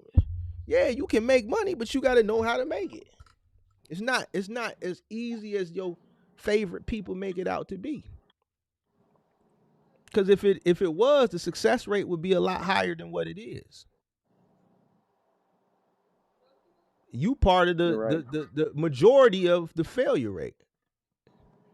You see what I'm saying? Because you Yeah, realize that the hard way, right? yeah. So me listening to you, and I consider myself an experienced veteran in this industry, and just listen to you talk. I just don't think you've done the research that you need to do. I think you looking for something. I think you're looking for something without doing the work, bro. Man, do something. I think curbside final mile would be great for you, sir. I think it's less physical labor, uh, less opportunity for claims. There can be claims, but a lot less than moving. You don't have to rely on people because then you got to go find people to help you. To work with, yeah.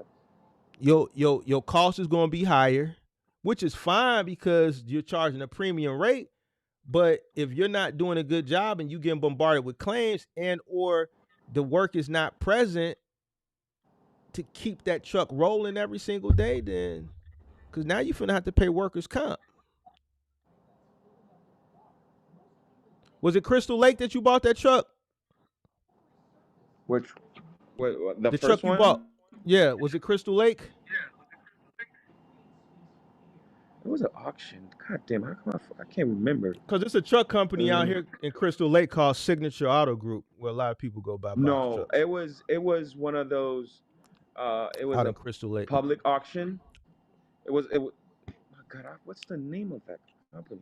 It's a public auction. I got it from a public auction for 11 grand, and then the second one I got it from Richie Bros. Mm. All right, well, all right. Yeah, bro. I think you should do curbside, bro. I think that's right up your alley. All right.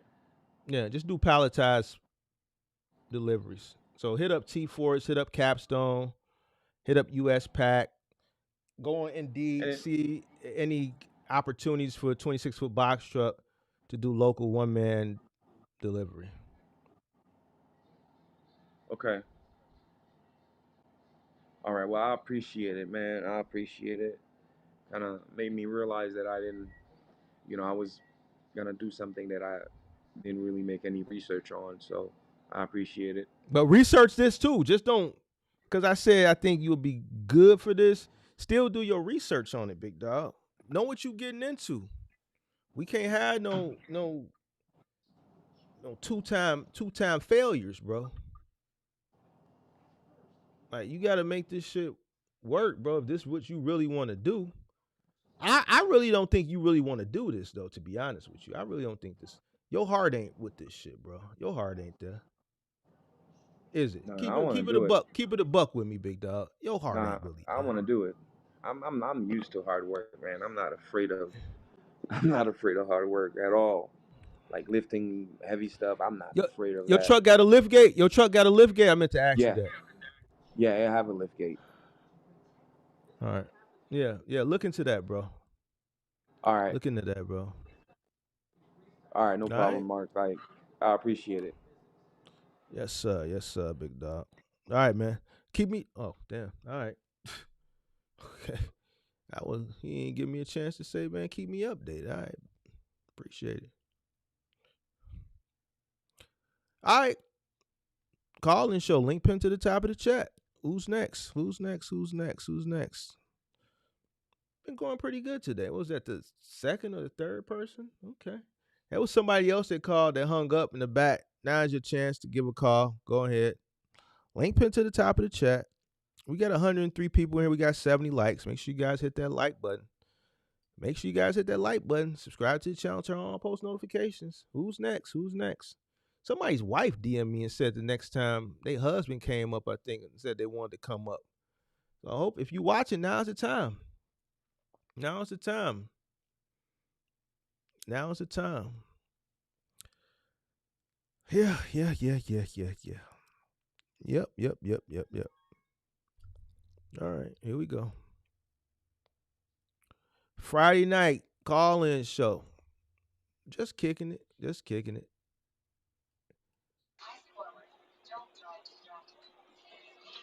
How you What's doing? up, Mark? What's going on? You look familiar. We talked before? Yeah, yeah. Craig You Freeman. said you left your Good. job or something like that, right? Yeah. And you said you I got a left my cargo van job. or a box. No, You got a they cargo van or a box truck? no, I started with the cargo man. I was going to start with the box truck. Right, right, right, and, right, right. I remember you. You said your job was talked it closing or down to something, and you were forced my to. department. My department. Yeah, right. My department. That shit is it's still going on. But I'm glad I made that decision. The Office Depot contract that I had got is running good. You know, everything you said, a lot of the shit I be telling my wife, I'm like, yo, this joker was really right about a lot of this shit. Like, I came Yeah. in, I got this crazy route. I was burning more fuel than the money I was making. It was crazy. Every stop was like 10, 12 minutes. Then I'm up in the suburbs where I can't even like punch the gas. It was crazy. But what I found out was like that was the new guy route. So I hung in there, and one other cat, this other young kid, he had quit. He had a nice route, but he said it wasn't paying enough. And so, but it did have more pieces than I was getting. So Mm-hmm. I took it. And all of a sudden, that route just jumped.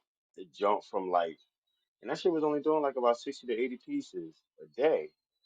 And then it jumped over to like 100, pieces a day in like a matter of like a month. And they was like, yo, what you doing? Because that route wasn't doing shit before. Now you full. And Mm-hmm. listening to your content, I went in with practicing, good customer service, that kind of stuff. It's just trying to lend a helping hand, just trying to, remember I'm wearing my name on my back. You know what Mm-hmm. I mean? I had a goal in mind. So, I don't know. God is good. The route All the jump. time. I started All the making some time. decent all the time, bro. Cause I ain't gonna front, man. I was nervous that first week when I started that off the depot. I was like, man, what the fuck did I do? I done left my fucking job for this shit. I started jumping on and off that van, bro. I was like, oh shit, I fucked up. And it took me a little while to get used to it because, I was a chemical operator for over 34 years. I had Mhm. never really gotten into logistics. I had started researching it and looking into it over the last 10 years, but just got into it 2024. But Mhm. the Office Depot is going good. I called in Mhm. to update you. So the contract was going good. Um, they offered me some other stuff over at T-Force. They were supposed to, so me and the accountant, one of the managers there, we talked here and there. So he offered me a couple other things. One was a hospital. I don't know the name of those things that you put on your finger to take your vitals that they use in the hospitals. I I know forget what what you're they're talking about. defibrillators or something like that. Yeah. Well, anyway, so they wanted me to go into the hospital. T Force was going to supply these medical equipment, those little pieces, devices at the Mhm. hospital. So I was going to go on each floor, different units, and dispose of them, the old ones, Mhm. and replenish with new ones with $150 guarantee for the first hour, and then $25 an hour after that. So, you know, this was something that I was going to probably be knocking out in like about a couple of hours. I spent all this money on a background check. They ended up paying me back for the background check. But it just was a lot of they was wanting me to jump through a whole bunch of hoops, man. All this testing and stuff like that. So I think T Force actually backed out of that one. So what dude did was he was like, "Yeah, man, don't worry about it, cause I'm gonna get you. I got this Petco account that you can run for me at night." Cause I was talking to him about getting the box truck. He was like, "Yeah," he said, "We got some people doing Petco. We paying them too much though, and they lazy. You know." He was like, "They tearing our stuff up, blah blah blah, all of that."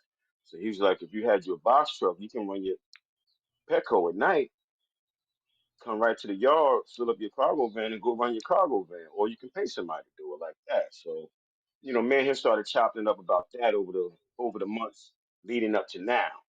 So long and behold, when he got the truck, I'm listening to you talk about I forget how you say it,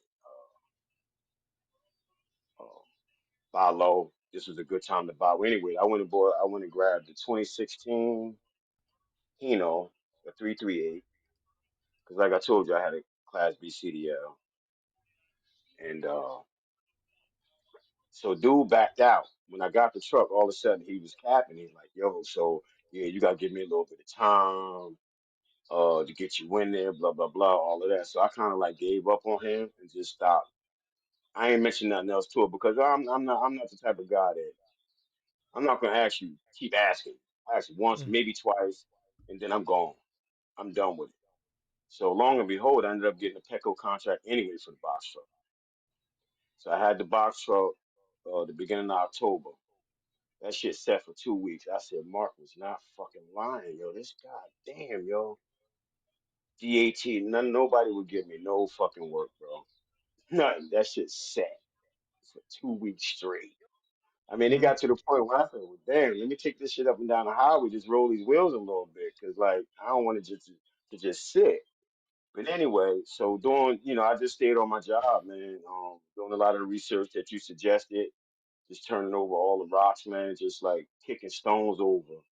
And I ended up getting a Petco contract anyway with this company called Handle with Care out here in Jersey. So I'm running now. This is what I've been doing for 2 weeks. And I'm fucking tired, bro. I've been running the cargo van during the day.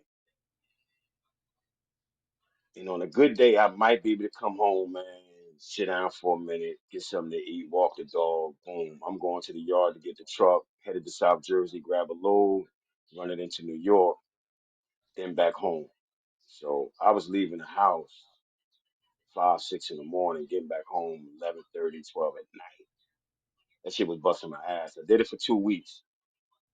And today, I just started training uh, somebody to run the cargo van for me during the daytime, and I'm just gonna focus on the Petco account.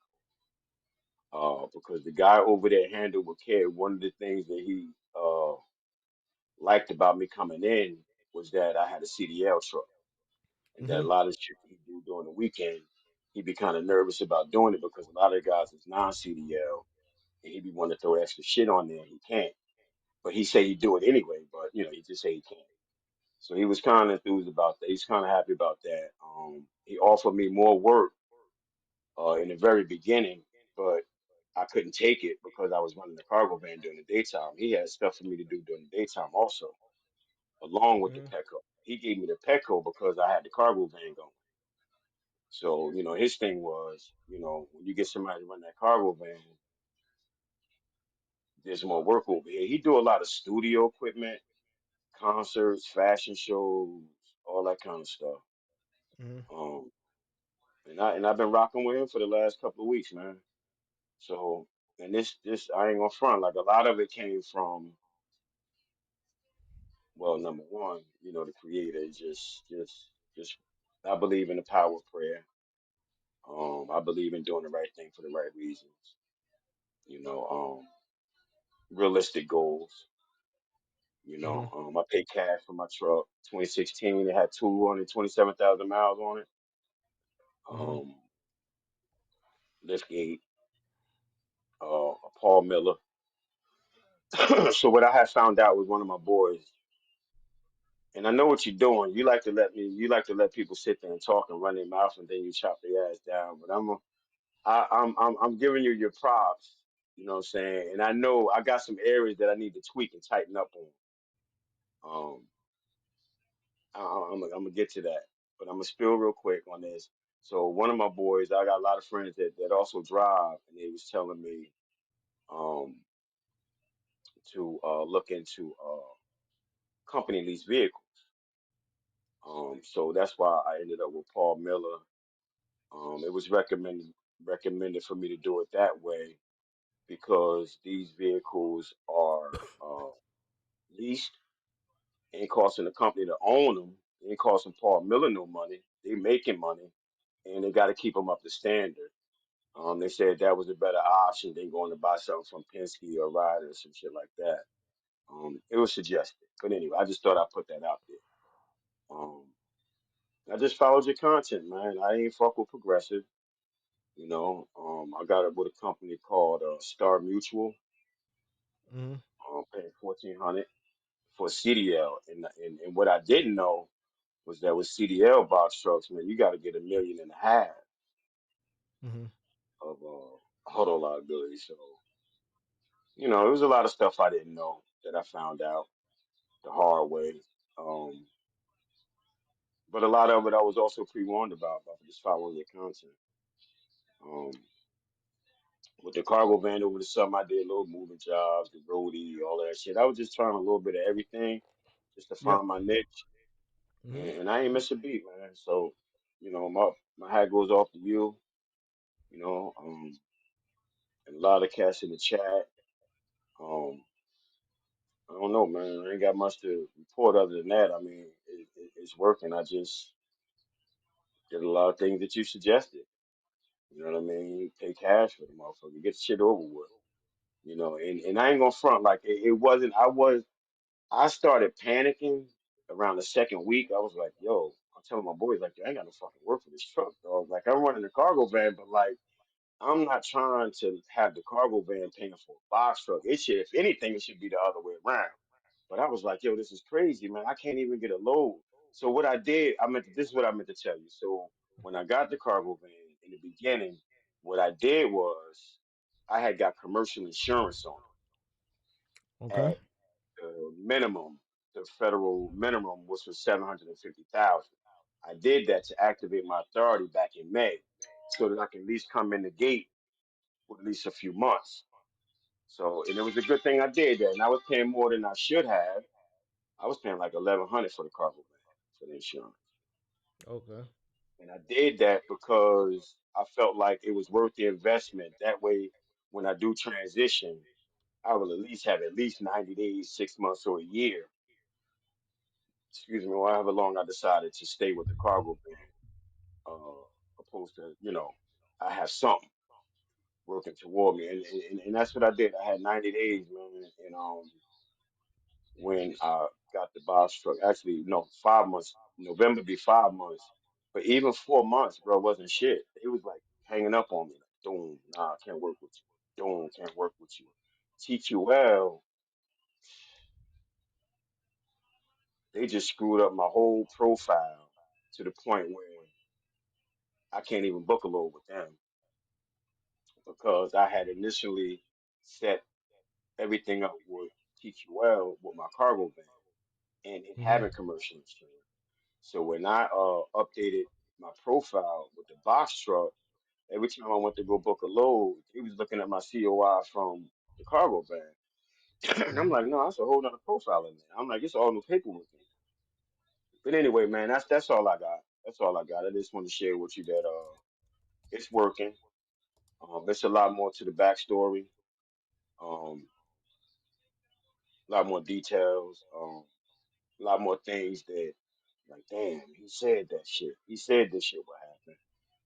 You know. But I'm actually working about 5 times as hard as I ever worked in my life. Coming home, like I didn't plan any work this weekend because I'm not trying to look for no lows or anything. I'm gonna be honest with you. Number one, I gotta go find me a stronger electric pallet jack because you can't do Petco accounts without with a manual pallet jack. That dog food, cat food, that litter, that shit heavy. So I got electric pallet jack, but I got the El Cheapo, and that was like 1,300. It was brand new, but like it's the one You with the got it. motor on the back of the wheel. Oh, so you got an electric pallet jack. Yeah, I got an electric one. I paid 1,300 for a brand new, Hmm. but it's the one with the motor on the back of the wheel. Hmm. And sometimes, depending on how you park, you might be on an incline, and to get the freight off the truck, you got to come up the truck to get to the lift gate, and that motor you can hear it crying. You know what I mean? And I'm watching these other cats with these crowns and like they hauling ass. I'm like, damn, yo, I got to get me another hand jack. This ain't gonna work. Um, so you know, I mean, little things like that I'm figuring out for myself. I mean, but I did get it to start with. So that's something I'm thinking about doing this weekend is going to get me a trying to find me a crown or something. But my only issue with that is where am I going to charge this shit at? Because it come with those like universal, those industrial sockets. I don't know if you need a 220, but some of the sockets, I remember the ones that I had back at the plant, like they had funny sockets.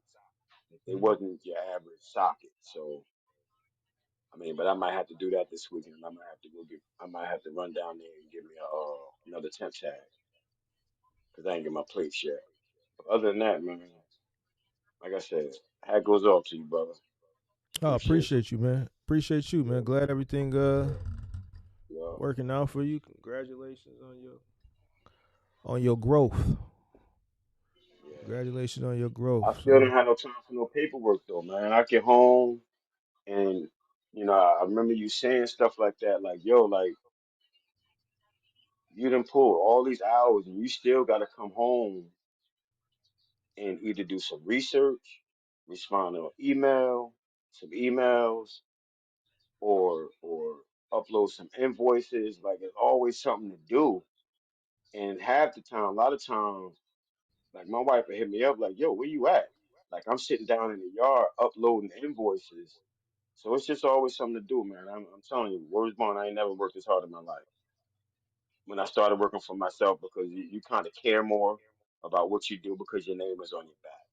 You know, everything. And I got what I had to keep in mind was that everything I had my job as a reference point. Like that's how fucking important this shit was. Like I just left my job.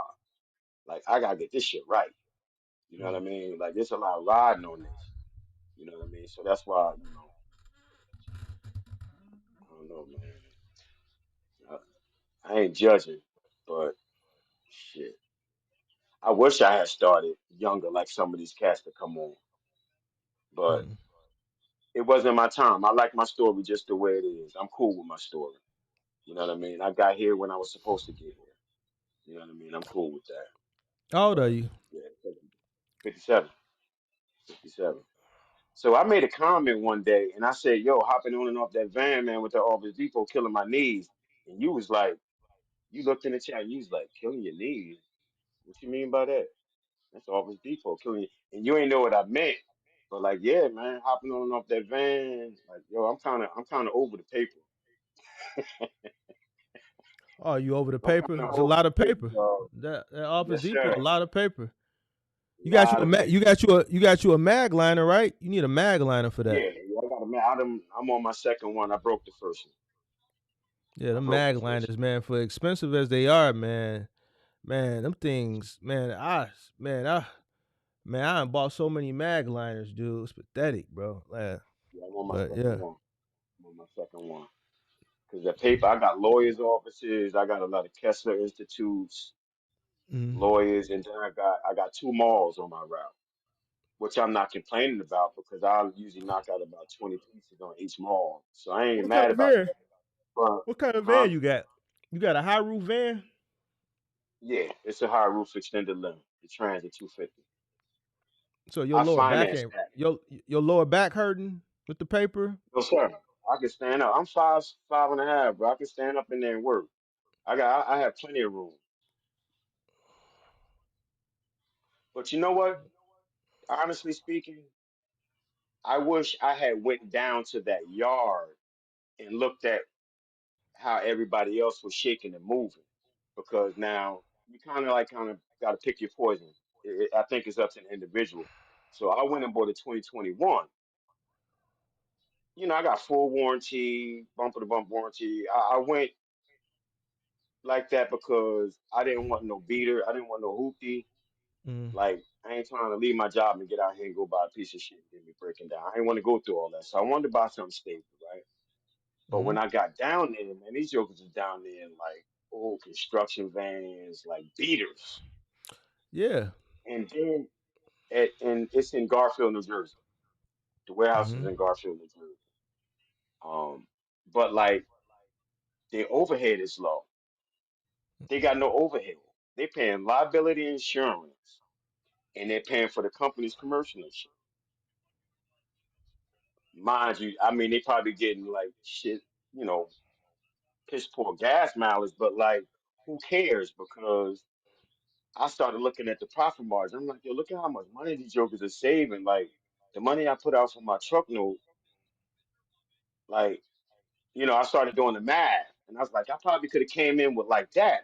But then I started looking at how they were sticking that pallet because you put your paper in last. They stick in the pallet in last. And I'm like, but look at he ain't got no room to work though. He going in there grabbing one by. I'm like, so you can. I think it's up to the individual how they want to come Mm. in.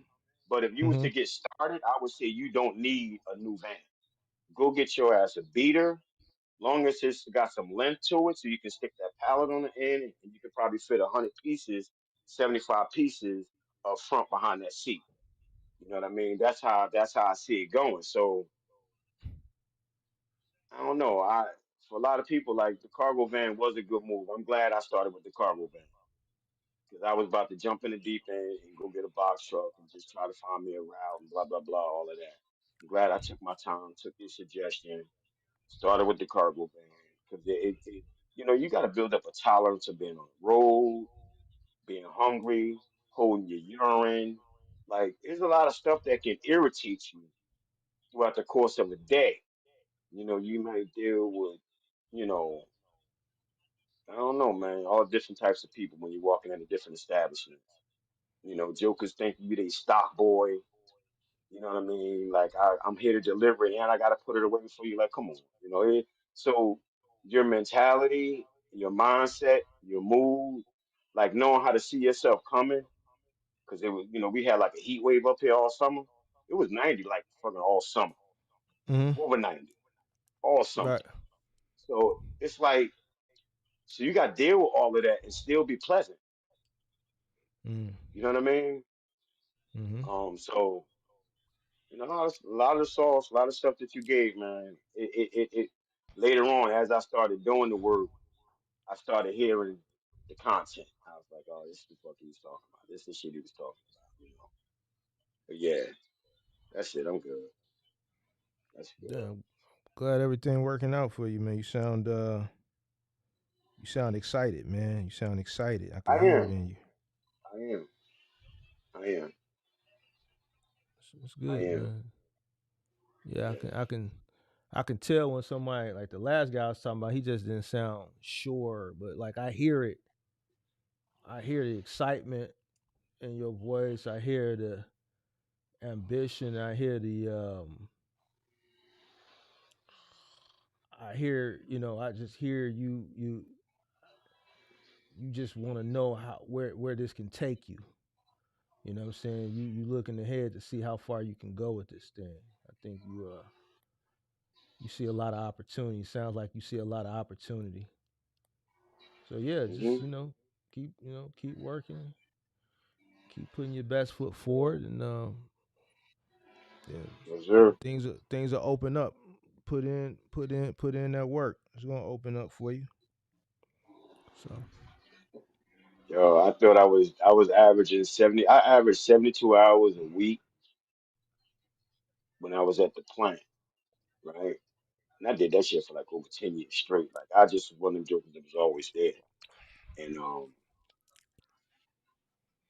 but bro, getting home at 11:30, 12, and then get back up at 5:30, getting kicked out the bed, like, damn, yo, what the fuck? Because I had to run both vehicles. I'm like, I'm not giving up my Office Depot. Dude that sold me some cap and I done went and bought this truck. I'm gonna find some work for it. So when it came, I was like, oh shit, I might be able to run both by myself. Because I'm picking up the Petco at 5 p.m. mhm. in South Jersey, running that to New York. Okay. Drop off in New York is by 9 o'clock. Some stores don't want you in there until the customers leave, until they close. Some of them, they slide the back door open and let you start bringing it in. But anyway, what I'm saying is that like the dude who the boss, the manager, or the owner, I'm sorry, the owner, he said, that's a lot, man. You sure you're gonna be able to do it? And I was like, man, in my head, I was like, man, you don't know who you talking to, bro. Like that's that's what I just left. You know what I mean? But Mhm. it's a different type of work. When I was in the plant, I was a lead operator. I was directing traffic. You know what I mean? Half the time I was doing overtime just because they wanted me there, just in case they run into some issues or whatever. So a lot of times I was somewhere hiding behind the dumpster, sitting on the bucket somewhere, finger fucking my phone. You understand what I'm saying? So being out here rocking all day nonstop and only coming home to go to the bathroom comfortably and then get back out there, it's completely different.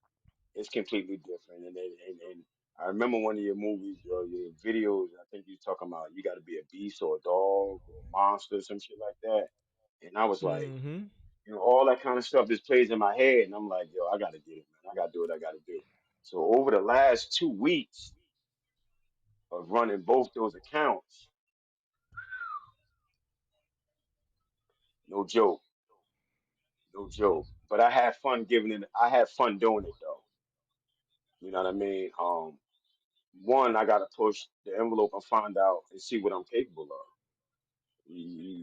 I mean, you ain't gonna know until you do it, until you get out there.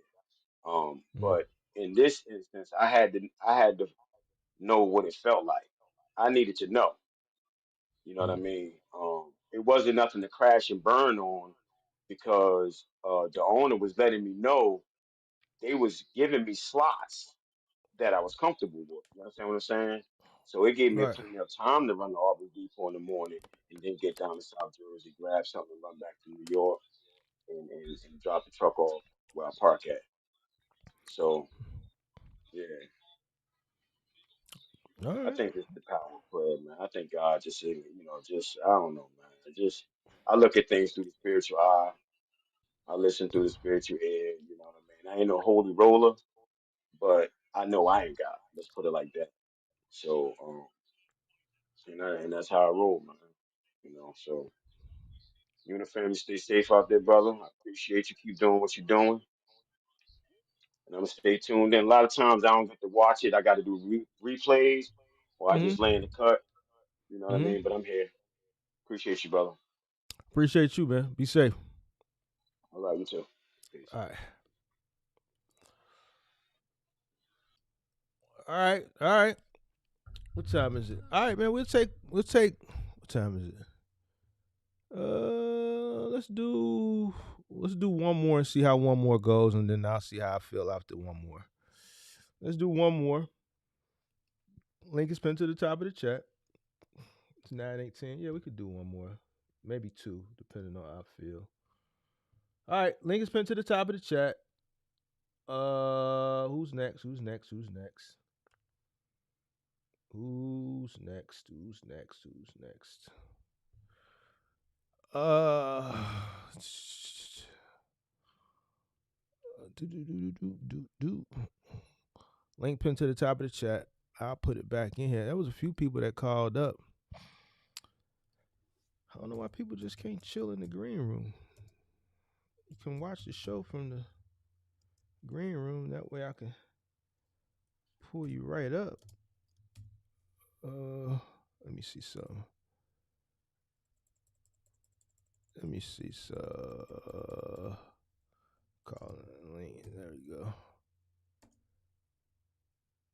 Doop. There go the link. Link pinned to the top of the chat, and I put it in the chat. Call in show.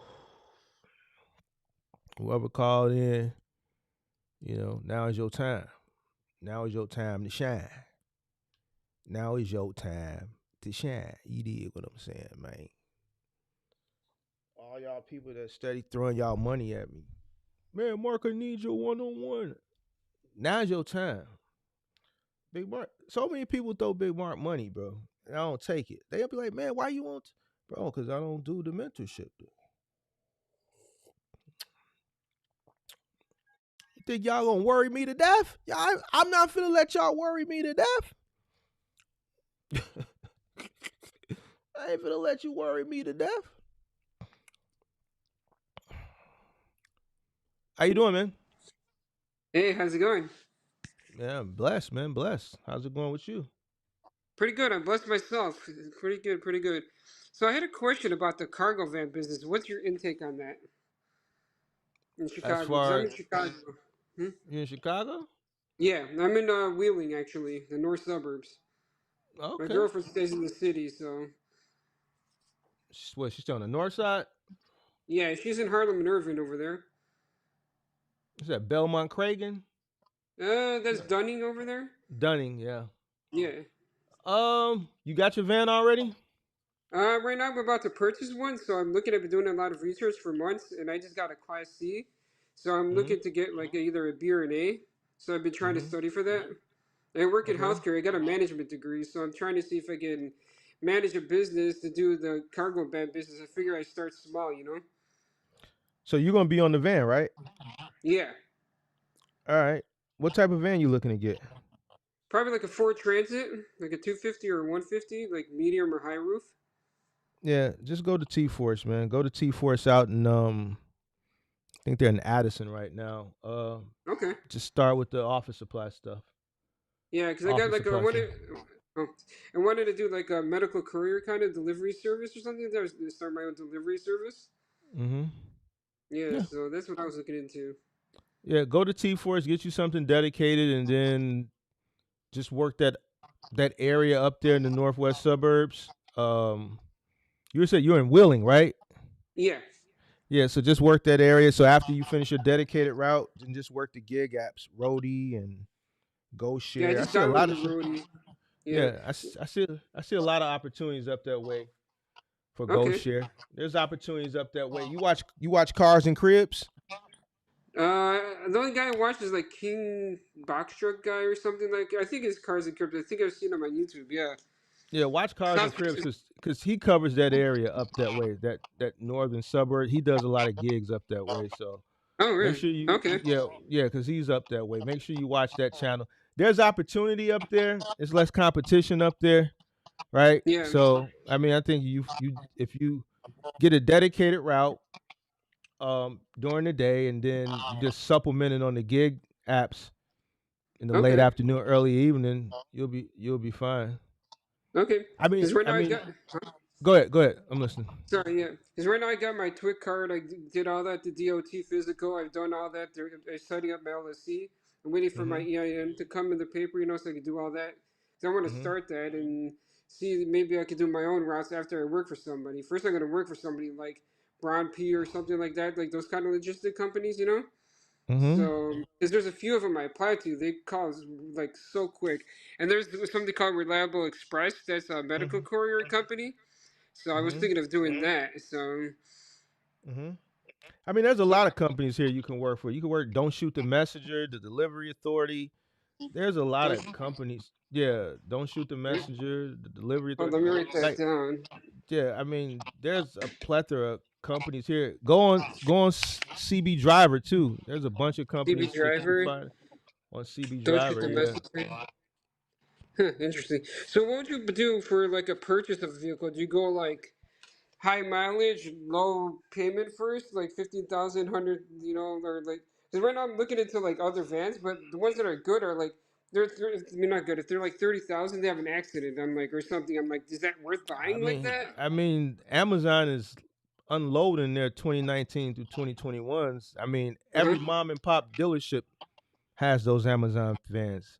At least I see them. Okay. You drive up Archer, all I see is Amazon vans in those mom and pop lots. Yeah. They're going for as low as I seen one for 16,000, 16, 18, 19,000.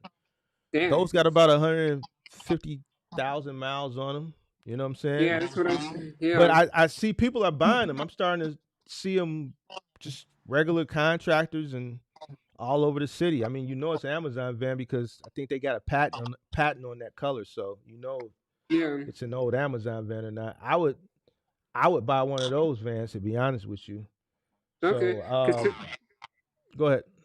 yeah, tomorrow I'm gonna go look at a van. I found one for like 2023, has 30,000 miles for like, I think they were telling me 30, but it has like a minor like hit here thing. I don't know if I should get that. I wouldn't spend that much on a van, bro. No, Hell no. go something cheaper, Under 20. under 20. Yeah, because that's what I I'm mean, I thinking. Cause mean, I've I heard. mean, your margins are gonna be tight. You don't want to, Yeah, increase your like a van. You're gonna be doing local work. Get you something for yeah. under 20,000. The best thing Okay, I see in going right now for under 20 is those Amazon vans. okay. You have Those to check it hold on, out then. let me see. I pulled some up. I know High Quality has a bunch of them. Give me one second. Sure. High Quality. Give me a second. Let's see. So I know they Uh, depreciated value real quick. I was like, I looked into like leasing too. I'm like, yeah, if you do that well, many miles, you're pretty much screwed. vans, cargo vans, they actually hold their value pretty well. To be Yeah, honest they with you. do. Um, Give me one second. Let me see. Ford year model. Let's go transit. Let's go here. Let me just pull this up on the big screen. Let me share it. Give me a second. I'm gonna pull you up. Yeah. All right, you can see my screen. Yeah. All right, Okay. so let's filter this by price. Give me a second. Mm-hmm. Filter this by price. Load a high. All right, so here's a Amazon van right here. This got 170,000 miles. They want 16.9 for it. That's not bad. So How long do these go for? Like how many miles? hundreds of thousands. It depends on how Really? well you take care of it. This is a Ford, so man, I saw on cars.com the other day a 2020 that Yeah. had almost 700,000 miles on it. So I'm pretty sure that Dang. person was doing expedited, I think it was like a 2020, 2021, 2022. It had almost Yeah. 700,000 miles on it. So um Huh. so I So mean I've they been can looking go. under like car gurus and Edmunds and all that stuff. Hmm. So I've been looking at all those. Yeah, so I mean the thing with these Amazon vans, they're already outfitted. I mean, Yeah. you can take these shelves and shit out if you want, but Yeah. I mean, but you can also fold them up too. They're already outfitted and they're ready to roll. So Huh. me personally, this is me personally. You know, Yeah. everybody can do what they want to do. I see this for 16. I'm looking for a cargo van. I'm going to look at this. I'm Uh going to huh. look at this. And if everything pans out, me, I wouldn't mind. I'll pull the trigger on 17,000. I'm Okay. local. You know, I know the van was for the most part fleet maintained because I know they Amazon uses Element to fleet maintain the vehicles. Um, Yeah. and it's a Ford. I'm not really Yeah. worried Fords are the about. best too. I'm not right. I'm not really worried about whatever break. It's a Ford. Yeah. You The take it to Sprinter any vans are shop and get it expensive. fixed. Right. Sprinter Yeah. vans are really expensive. Yeah. It's crazy. So yeah. I mean, this van looks good for $16. Yeah. Because I was looking at something like I don't know my brother got one too for his business, but he does a laundry service and he got a 2023, and I'm like he's like because he was telling me like if you just buy a newer, at least the value will hold. If you sell it for whatever thousands of miles, you're gonna at least get like 25, 30 later down the line. Because I've seen that with even with 150,000, I've seen some vans for that much, you know. Hmm. So I don't know. I'm like stuck. Should I buy older or bury it? I don't know, you know, or Me buy newer personally, and just I'm buying older. I'm buying older. older. Why? Because I'm paying less for it. My insurance is going to be lower, right? True. And like, Yeah. it's a van. Like, why would I like? Listen, you can do what you want to, bro. Yeah, Me, I want your opinion because you. I'm not finna spend 30,000 on Yeah. no cargo. Me personally, you know what I'm saying? I'm not finna spend 30. I'm gonna go buy one of these for 18. I'm gonna go in here and write them a check. I'm out the door. I'm gonna look at this one Yeah. first with that 169 on it. And then I'm gonna go look at this one. I'm look going straight down the line, lowest to highest. Okay, this one got 150,000. I'm gonna look at them. I'm gonna test drive them all. I've sent Okay. a few people this route that bought these Amazon vans and they're happy. Actually, one of my subscribers was going to get a box truck. I ended up talking him into a cargo van, and then I ended up talking about one of these Amazon cargo vans. He's from Georgia. He just left Chicago, so he's doing Oh wow. expedited OTR. He was just up here the other day. He's happy. Saved him a Okay. bunch of money. A bunch of money. He was going to spend about what you're spending. He's been Yeah. running for like 2 months now. Just, Yeah. I mean, See, originally that's what I thought. I found like a bunch of like 2015s for like 15,000. They had very low mileage, like 120 or something like that. Are those good? Like the 2015 for like 2015 120,000 what? miles. Freight. I mean, There were four transits. transit. They were like low. Yeah. What Well, not on there, 150s? but huh? They were 150s though, weren't they? Yeah, I think there were 150s, but still, I found See, them when I was like searching. And originally, I wanted to see, buy a lower one, but my see, brother's like, see. yeah, if you buy a newer one and stuff like that, it'll hold the value, you know. And then if you won't have any problems, you won't have to keep fixing the But car if it breaks down. you're finna beat the shit out of it anyway. Yeah, And when it's I say beat true. the shit out of it, you finna run it up the miles. Yeah, You're like, I mean, if you're building, then maybe your third or your fourth or your fifth, you might want to go new or get something a like newer. that. But I mean, Not a beginner, right? you're doing no. I mean, you don't even have to get a new one at your fourth or your fifth one. You're doing Yeah, local. You're doing local work yeah, in a Ford. If something goes wrong, take it to Ford or just take it to one of these shops. I mean, you're in Chicago, bro. yeah. It'd be different if you were one of these middle American. Like, I mean, it's a Ford. It's true. That It's a makes sense. Ford, bro. Yeah, that I looks mean, pretty good. Yeah, I'm gonna look at that. I still see 40 Econo lines out here getting to it. I Yeah. still see early mid 2000 Econo lines, late 90 Econo lines. It's a Ford. Oh yeah. So what year would you go past? No more than like what 10 year Bro, mark? listen, That's it. I'm telling you, the best bang for your buck right now, if you can get a Transit T250 extended length high roof, because the price point you're looking at is 1500s, 150s. The best Yeah. thing going right now is these Amazon vans Okay. because a a you're getting a T250 high roof extended length Yeah. already upfitted. Already upfitted. It's upfitted Okay. already. Okay. They Yeah. like Amazon is leaving everything in the damn thing. They're not taking the only That's thing they're true. taking out is the decal. They leaving the rear the reverse camera in, everything, it's already upfitted. Yeah. Wow. So you're doing small parcel, you got yourselves and everything in here. Yeah. Like for under 20, That's pretty good. Yeah. I mean, you do what you want to do. I'm just telling you, me. This is what I would do. This is the Well, to yeah. me. This is the best thing going right now for a van under 20 because these are Okay. 1,500 rates. To be honest with you, Wow. Okay. That's what I wanted to ask you because you've been in the game and I've been listening to you for like probably like a month or two now. I found you on here, so I'm like, all right, I'm gonna see what you're about. So you make logical sense, especially with the way you say about the business, how everybody and all that you were talking about. It's like no one cares about like about the emotions or anything like that before. That made me like, wow, okay, hmm So yeah, thanks for the input. Yeah, because I'm like, what do I do? Buy high, buy low, What's worth it, what's not, me personally, I'm buying low so that I Uh can huh. maximize my profit, bro.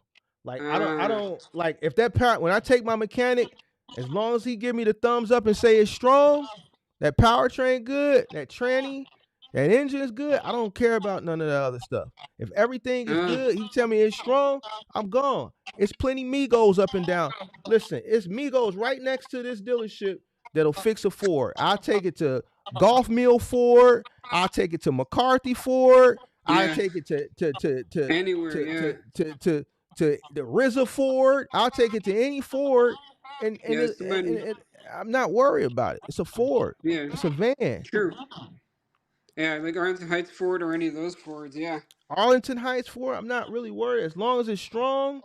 The little minor things that are gonna happen over a period of time that you expect to happen anyway.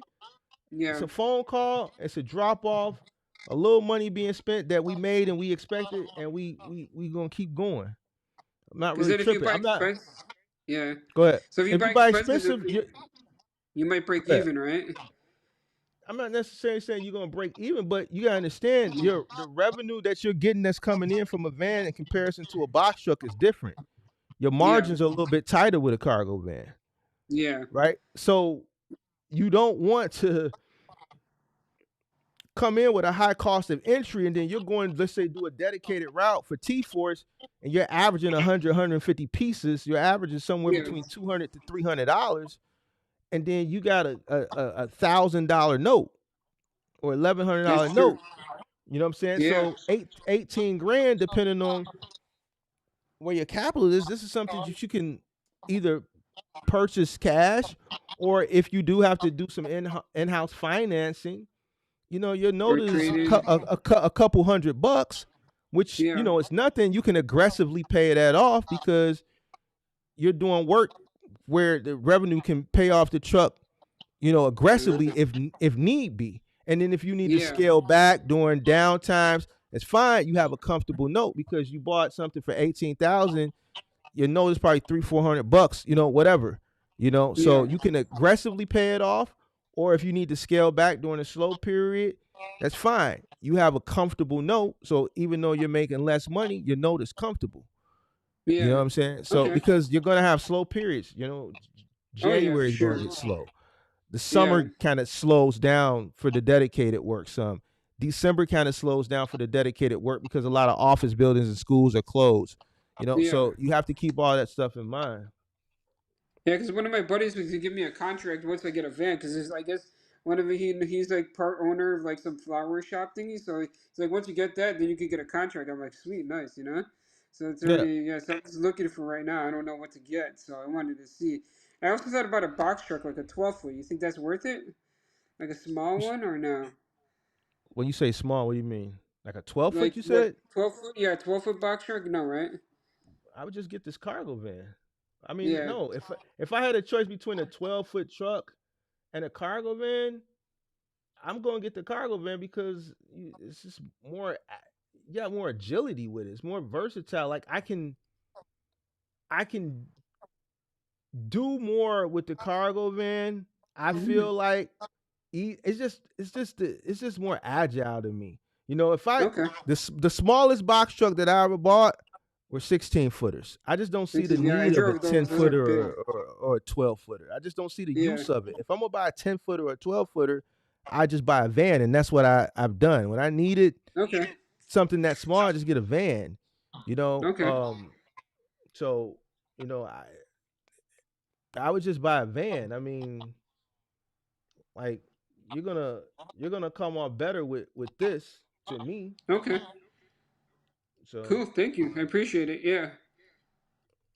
yeah, Awesome. I would go this So route, cargo but it's van a, it is. Nothing expensive. Okay. Now I feel better. Thanks. All right. Awesome. Thanks for your input, your advice. no problem, man. Be safe. You too. Thank you. All Bye. right, no problem. Bye. Let's see how I got to do that. Somebody in the How back. do you exit this? All I'll end it for you. right. Cool. How you doing? Yo, Yo, yo, yo. yeah, you driving? Yeah, you got me linked in? Yeah, okay, I see. I just gotta make sure you ain't no weirdo or nothing, man. You know what I'm saying? That's why. No, no, man, I'm driving. I was just sitting back listening to the last conversation, which answered a lot of my questions that I was gonna ask you, but you Okay. got me linked in, so let me introduce Yeah, myself. I'm you could turn the light off if you driving. I don't want you to get no ticket or nothing.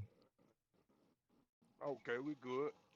Uh yeah, like I said, let me introduce myself. I'm Carlito, man. I'm Carlito Triple Four. What's Um going on? real name Charles though. I go by Carlito, Hmm. in-laws call me Carlito. My wife You is from the crib, Hispanic, right? so You from the crib?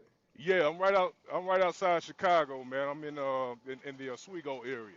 I'm in the far west Oh, okay. You suburbs. from west suburbs off of 88. Yeah, far west. Yes, sir. Yes, sir. Um, Mm. so just to give you a little insight on myself, man, I'm currently a subcontractor. I've been working with this guy for about, I want to say, going on 4 years. I do over the road from Mm. Chicago all the way to the West Coast, California, damn near Mexico, damn near Canada. I'm all over the place in between the West Coast and Midwest. Mhm. Um, so I done got to a point to where you know I got a good understanding of where I'm sitting at as far as continuing my trucking experience, and come to learn that at first I wanted to do over the road semi truck. I want to jump in the game doing semi trucks. But then after I realized all the responsibilities and things of that nature that comes along with it, Mm. working with my guy that I'm working with now, I'm Mhm. being honest with myself, and I'm like, you know what? No, I ain't dealing with none of that. Let me research other markets. So then I downgraded to box trucks.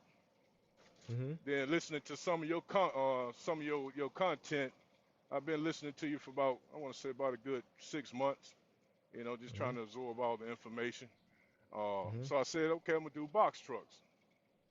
Okay, with the box trucks, now I'm starting to learn. Well, I've learned that box trucks, especially when you got CDLs, you're still dealing with all the regulations and things of that nature.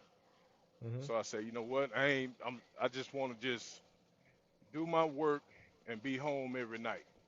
You know. Okay. Uh, so now I'm at the point now for sure on this one. I'm feeling a lot more comfortable with my mindset on this. Getting an extended transit truck, cargo van, high roof, because I'm 6'4", so I need a high roof. And if I can find me a dedicated route during the day, this is how I was thinking before I even heard you say it. Get a dedicated route. I'm trying to make this, try to kind of come close to the money that I'm making now as just a driver, which I'm making decent money. It's paying the bills. I'm able to Mhm. save a little bit, do a little bit here and there. But Mm. yeah, ultimately, I'm 40, I'm 44, about to be 45. So I'm missing a lot of my time with my kids and my wife and things of that nature. And I came in the game with that understanding, and I explained to my wife, because I did like a career change, man. I kind of stepped into the trucking game late. I was 40 years old when I started trucking, so yeah, 4 years in the game. So with that being said, I think cargo van would be my best route. The way I'm thinking, it's less regulations, and then you don't need a CDL for it. Um, my work ethic is here because I do, RGN, flatbed, step decks, heavy haul. So my work ethic is there. So I'm looking at the fact that if I can come in with a low overhead, basically, and still be able to pay my bills and save a little money and possibly, scale to probably one more cargo van.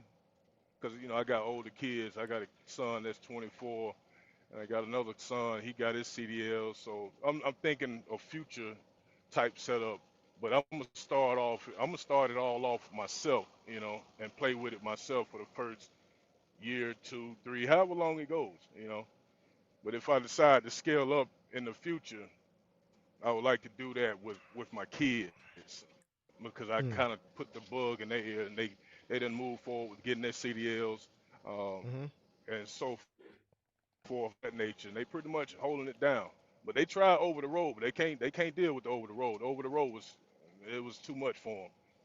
So they figured it out. They got some local routes. They doing their thing. So I guess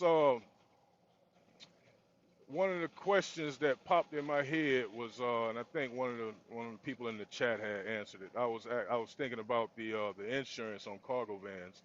Um, do you need commercial insurance or just regular insurance for a cargo van? You running commercial. Extended. You running commercial, so you're gonna need commercial insurance. Okay, so it don't matter what type of cargo van it is then. If you get a contract like dedicated work, you running commercial freight, so they're gonna require you to have commercial insurance. I mean, it's gonna be cheaper than a box truck. It Right. should be cheaper. I've seen some people. I had a guy that was paying 1,800 for a cargo van, so it should be cheaper. You know, Okay. hopefully, but yeah, if everything pans Okay. out, your MVR is clean and all the other Yeah, pretty variables much. that factor into what the rate is, it should be come Right. out Right. cheaper. I mean, you're 44 years old, so Right. Right. Um, what else? What's another question I had? I knew this shit was gonna happen. As soon as I get online, I'm gonna forget all my questions that I had. As soon as I get offline, they all gonna pop back in my head. So yeah. with the cargo van business, how can I find someone that can do a market analyst for me, like analyze the lane that I'm in, that I'm looking forward to getting in as far as cargoes. How can I like You research the could market on that? you can do it yourself. You watch my market analysis video. I think I seen it, but I didn't watch it through its entirety. You a Um, member, right? You a member or no? Because it's in the members only section. no, I'm not a member. All right, so you in outside Chicago. You lucky. I mean, there's plenty of Hmm. opportunity. Go get you a dedicated contract with one of the companies, like I just told the guy who was up here before you, because he's in the Chicagoland area as well. So Right, maybe right. play back that so you can get the names of a few. You could actually go to T Force. That's a straight shot down 88. It's right there in Addison. Right off Okay. 290. Right. Go to T Force, get a contract with T Force, and then just supplement the rest of the day. Shit, Rody got dedicated Hmm. contracts now. Let's get a Rody contract. XD just And got they. to Chicago earlier this week. They launched it, so get you a dedicated Rody contract. That's guaranteed two Hmm. hundred dollars a route, and then or get you a dedicated T Force contract in the morning. That's gonna pay you around about 300. Then pick you up an evening dedicated roadie route, which is gonna pay you another 200. That's 500. Hmm. Or Right. if you want to supplement the rest of the day after your dedicated morning contract, let's say with T Force, you can do that. You can work those west suburbs Right. with Right. those apps. Okay. Okay. Yeah. What's another thing that was in my head? Uh, Mm, as far as those Amazon vans, because I just seen what you were showing on the link, right? mm. And what was the name of that street? You said Archer. Yeah, that dealership Say, is on Archer, like Archer right off of Kedzie. okay, I got an idea what area you're talking about because I've been Like looking that's around. Brighton Park. Brighton Park. Riding Park. Okay. Mm-hmm. Because I've been looking around. I haven't been seeing them online. I don't know if I'm looking in the right areas or what, but I set my radius like nationwide. I don't care where it's at, wherever it's at. If it's for the right price, I go Mm-hmm. get it. Because like I say, I'm an over the road driver now. So if I got an empty truck, if Mm-hmm. I got an empty trailer, I pick it up. If I find it no matter where it's at, you know what I mean. Oh, But I've been it's having plenty. issues trying to find them because It's plenty of equipment here. We in huh? this Chicago. This Chicago. It's plenty of equipment here. Yeah, but the thing is, I ain't really got time. I ain't really got downtime in Chicago. I'm on the road a lot. So that's why I'm trying to set up some time so I can be at home. I was planning on doing it this weekend, but Mm-hmm. being that the holidays coming up, I'm trying to, get it in now so when Thanksgiving come toward the end of the month, I can sit back and chill. So I'm trying to work that into my schedule to where I can actually get out there in the field and physically go look for these trucks. Because I'm hearing what you're saying, and I'm like, man, I'm right down the street from Chicago. All I need to do is just jump in the car and go for a little ride. Mm-hmm. So yeah, that's what I'm looking at. I'm looking to get that. It ain't got to be a brand new truck. Because like I said, I'm trying to keep my overhead down, trying to minimize all my expenses coming in. Uh, Mm-hmm. my lifestyle is not extravagant. I'm a simple guy, so I like to save money, man. I like to see money grow. Uh, and I'm dead ass serious about that because I get in an argument with my wife about it all the time. You know, Mm-hmm. it's always something. Yeah, we got money, but you just out here loose spending. With no purpose behind it. But off of that right there. So moving forward with the box truck, not box truck, but a cargo van. Mm-hmm.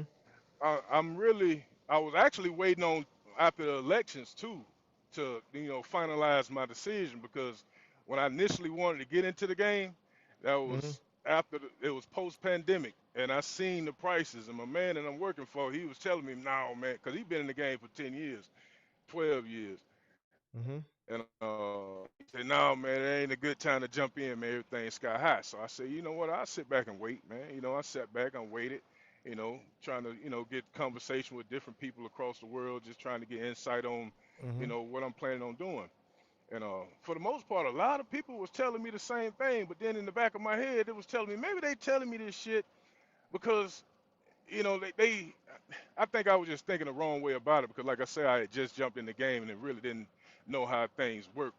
But I just felt like, man, maybe they telling me the market is bad because they don't want more people to get into the game, which is going to create more competition for them. Mm-hmm. So it's like, you know what? I'm gonna put that thought to the side. I'm gonna sit it off to the side, and I'm gonna still move forward with what I want to do. But just pay close attention, do more research, and really crunch these numbers and pay attention to the market. So I said, all right, I'm gonna wait till the election finish, till after the election, and then just kind of Mm-hmm. keep an eye on how things sound. You know what I mean? Because I know it's gonna be a delay. I'm not looking for something to instantly change. I know it's gonna be a delay, but I want to see like is it gonna go back or is it gonna go get better or is it gonna get worse? You know what I mean? I'm trying to see what What you direction it's mean? gonna move into. What you mean get better As or get far worse? What you talking about? as far as the market, as far as like rates and things of that nature. Because I'm all over the place with box trucks, semis, and then cargo vans.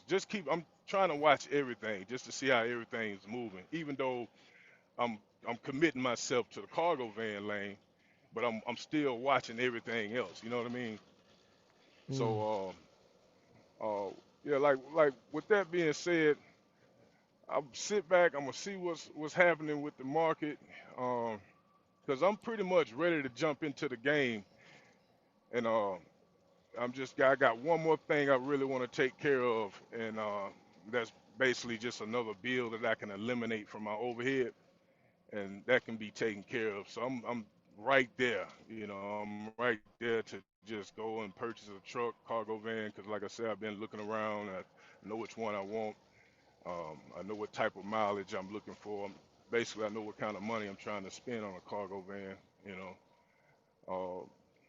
so I guess with that being said, um, I'm gonna just continue watching your videos and soak up all this knowledge, man, and a little bit at a time because it's a lot of points you make and things of that nature, and it's a lot of information that you put out, and I think like me personally, my mind can only take so much before it just starts like sounding like just talk. Then I have to take a break and then have to come back to it, and refocus and things of that nature. But I feel the knowledge growing in my head just by listening to your channel. You know what I mean? And Hmm. being aware of things to do and things not to do. Um, but yeah, with that being said, man, I appreciate the content that you putting out there, man, because it's helping me out as far as moving forward with the cargo business. Because like I say, I started off thinking I'm gonna just get a semi truck and do my thing, and then I second guess that and say, you know what, I'm gonna get a box truck and do my thing. Then I said, no, man, I'm now done broke it down to a cargo van, and I still think I can make it's a market to make money in the cargo van just based on your overhead and what you're actually trying to do. You know, so Yeah, yeah, you I'm can make I'm money in locked a in. cargo van. You can make Oh money in yeah, cargo and like van, especially I mean this market. You know what I'm saying? It's plenty of right, and opportunity. In this especially market. like you, yeah, like you said with the location too, man. The Midwest, Chicago, right here in the middle of everything. We got probably about 5, 6 states that border Chicago. You know, so a I quick mean, run to Indiana. you could make money just here in Chicago if you know Okay, what you're okay, doing. I yeah, mean, yeah. you could you could make money in Chicago. You ain't gotta in the city. And you You got dig to what I'm saying? right. Like You you ain't ain't got to got leave the to. state. Nah, I mean, Right. unless you want to, but there's plenty of opportunity. Yeah. You see 3 million people, so I mean, it's Right. plenty of 3 million people. A lot of freight moves in and out of here. But even just locally on a final mile level, the city is 3 million people.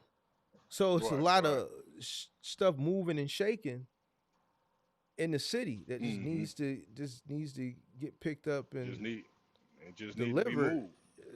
I go out and shoot content, roadie shit for content, and I'm just playing with the shit. And Right. you know what I'm saying? It's shit to move. So if you really focus on the shit and this is what you do day in and day out, and you focusing on it for financial reasons, yeah, you could. The opportunity is there. Right. The opportunity is there. So I see, like I was telling people this morning in Discord, pallets of water from Sam's Club, they're paying $200 to move that shit. Mm. You know what I'm saying? So one pallet. So Hmm. like I don't like so And I like the fact that you can do it anytime. You can get up and run anytime. Like I well say, well semi well drivers, we regulated on drive time and things of that nature. well well mm, if you get in a dedicated route, you can't just get up anytime. It's dedicated. So I Right, usually right, recommend people do dedicated, because it's offers some form of stability and then just supplement the rest of your day with the gig right. app stuff. You know what I'm saying? Yeah, So playing. now Yeah, some people playing can it. get out here on the gig apps and run it up. I've seen some people can get out here on these gig apps and really run it up, but those people really know what they're doing. But coming in, on the new, you want to get Hmm. something dedicated. That way you got something stable, and then you can supplement. You know, on some of these other apps. Some Hmm. of these apps offer dedicated routes now. So Right. So what do you mean by, you got some guys out here. just strictly running gig apps, and they can run it up, but they got to know they know what they're doing. What you mean by Well, they they know what were they're early. doing? They were early adopters. One, so they in the algorithm. They have the credibility within the algorithm. The algorithm. They have the tenure. So when they go for certain Hmm. things versus new people, the algorithm favors them. They know how these apps work. So a lot of people, a lot of these guys, let's say like Carter Cribs, he's out early in the morning. So when the stores are first open, Hmm. he's sitting in the parking lot. I got some subscribers that I talked to in the Discord. They sitting at Home Depot parking lot at 5:30 in the morning, waiting for those first orders to drop. So they are aggressive. They trying to get that shit before the competition wakes up. They 2, 3. The competition waking up at 8 o'clock. They already out running. They already up. Right. You see what I'm saying? So just things like that. Yeah. You know what I'm saying? They already out in the system, moving and grooving already. You see what I'm saying? So just things like Right. that. I mean, this logistics. This shit start early. So just different little things, Hmm. different little tricks. So you start Right. early, you got a jump start. Um, just other Hmm. little things. You know what I'm saying? So, but not everybody can make a living off the gig apps. Not everybody can do it. You know what I'm saying? You got to Right. kind of know what you're doing. You got to kind of like know how to move and shake um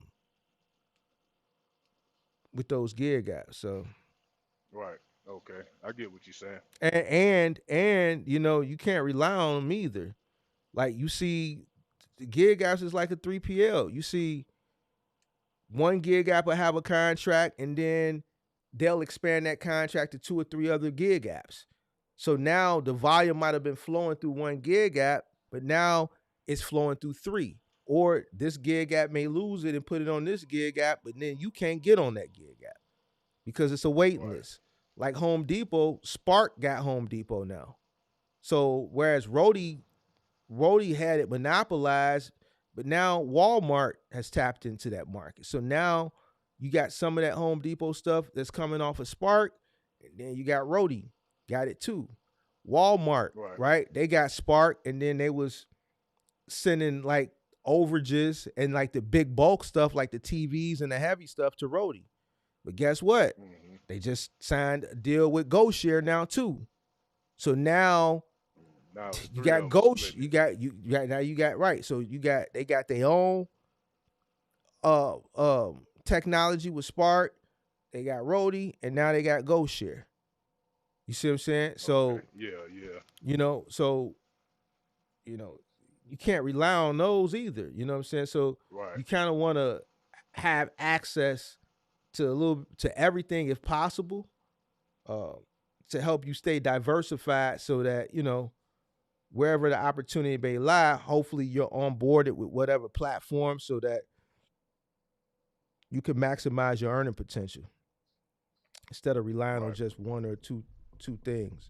So Oh yeah. Yeah. In my phone right now, I got so many gig apps, so many load boards because I play with this stuff just well, not all of them, but like the dat board, I play with that just to see what the market looking like and just running little plays in my head mhm. without actually running them, but just running little plays just to play with it a little bit just to get the feeling of it. Uh, Mhm. but yeah, most definitely, man. I'm pushing. I'm gonna push forward with the cargo van because I'm right there. Now, like I say, I was kind of waiting till after the election come through to see what happens. See what happens after that, and I think the just time, continue. me personally, I think now is the right time. You know, Things I, get I better. agree. If things Yeah, get I better, agree with. prices is just No, go going to ahead. go up with the demand. So, Right, you I know, agree with you because I seen how the market went up as far as everything, the prices on trucks, the rates on the loads, the fuel prices, things of that nature. I seen how all that was fluctuating. And now at this point, I'm looking around. I'm like, damn, trucks done drop back to decent prices now. You know, because I remember I was looking at semi trucks, and it's 2016 Volvo with 700,000 miles. They wanted $100,000 for it. So Well, yeah, I done that was seen because of the how. pandemic. That was because of the Yeah. pandemic. So the demand Mm-hmm. went up because of the pandemic. So I mean, that was one of those once in a lifetime black swan type events. If the Mm-hmm. pandemic wouldn't have happened, then you wouldn't have saw demand skyrocket the way it did. But things have normalized now. Right. Like what you see now is pre-pandemic.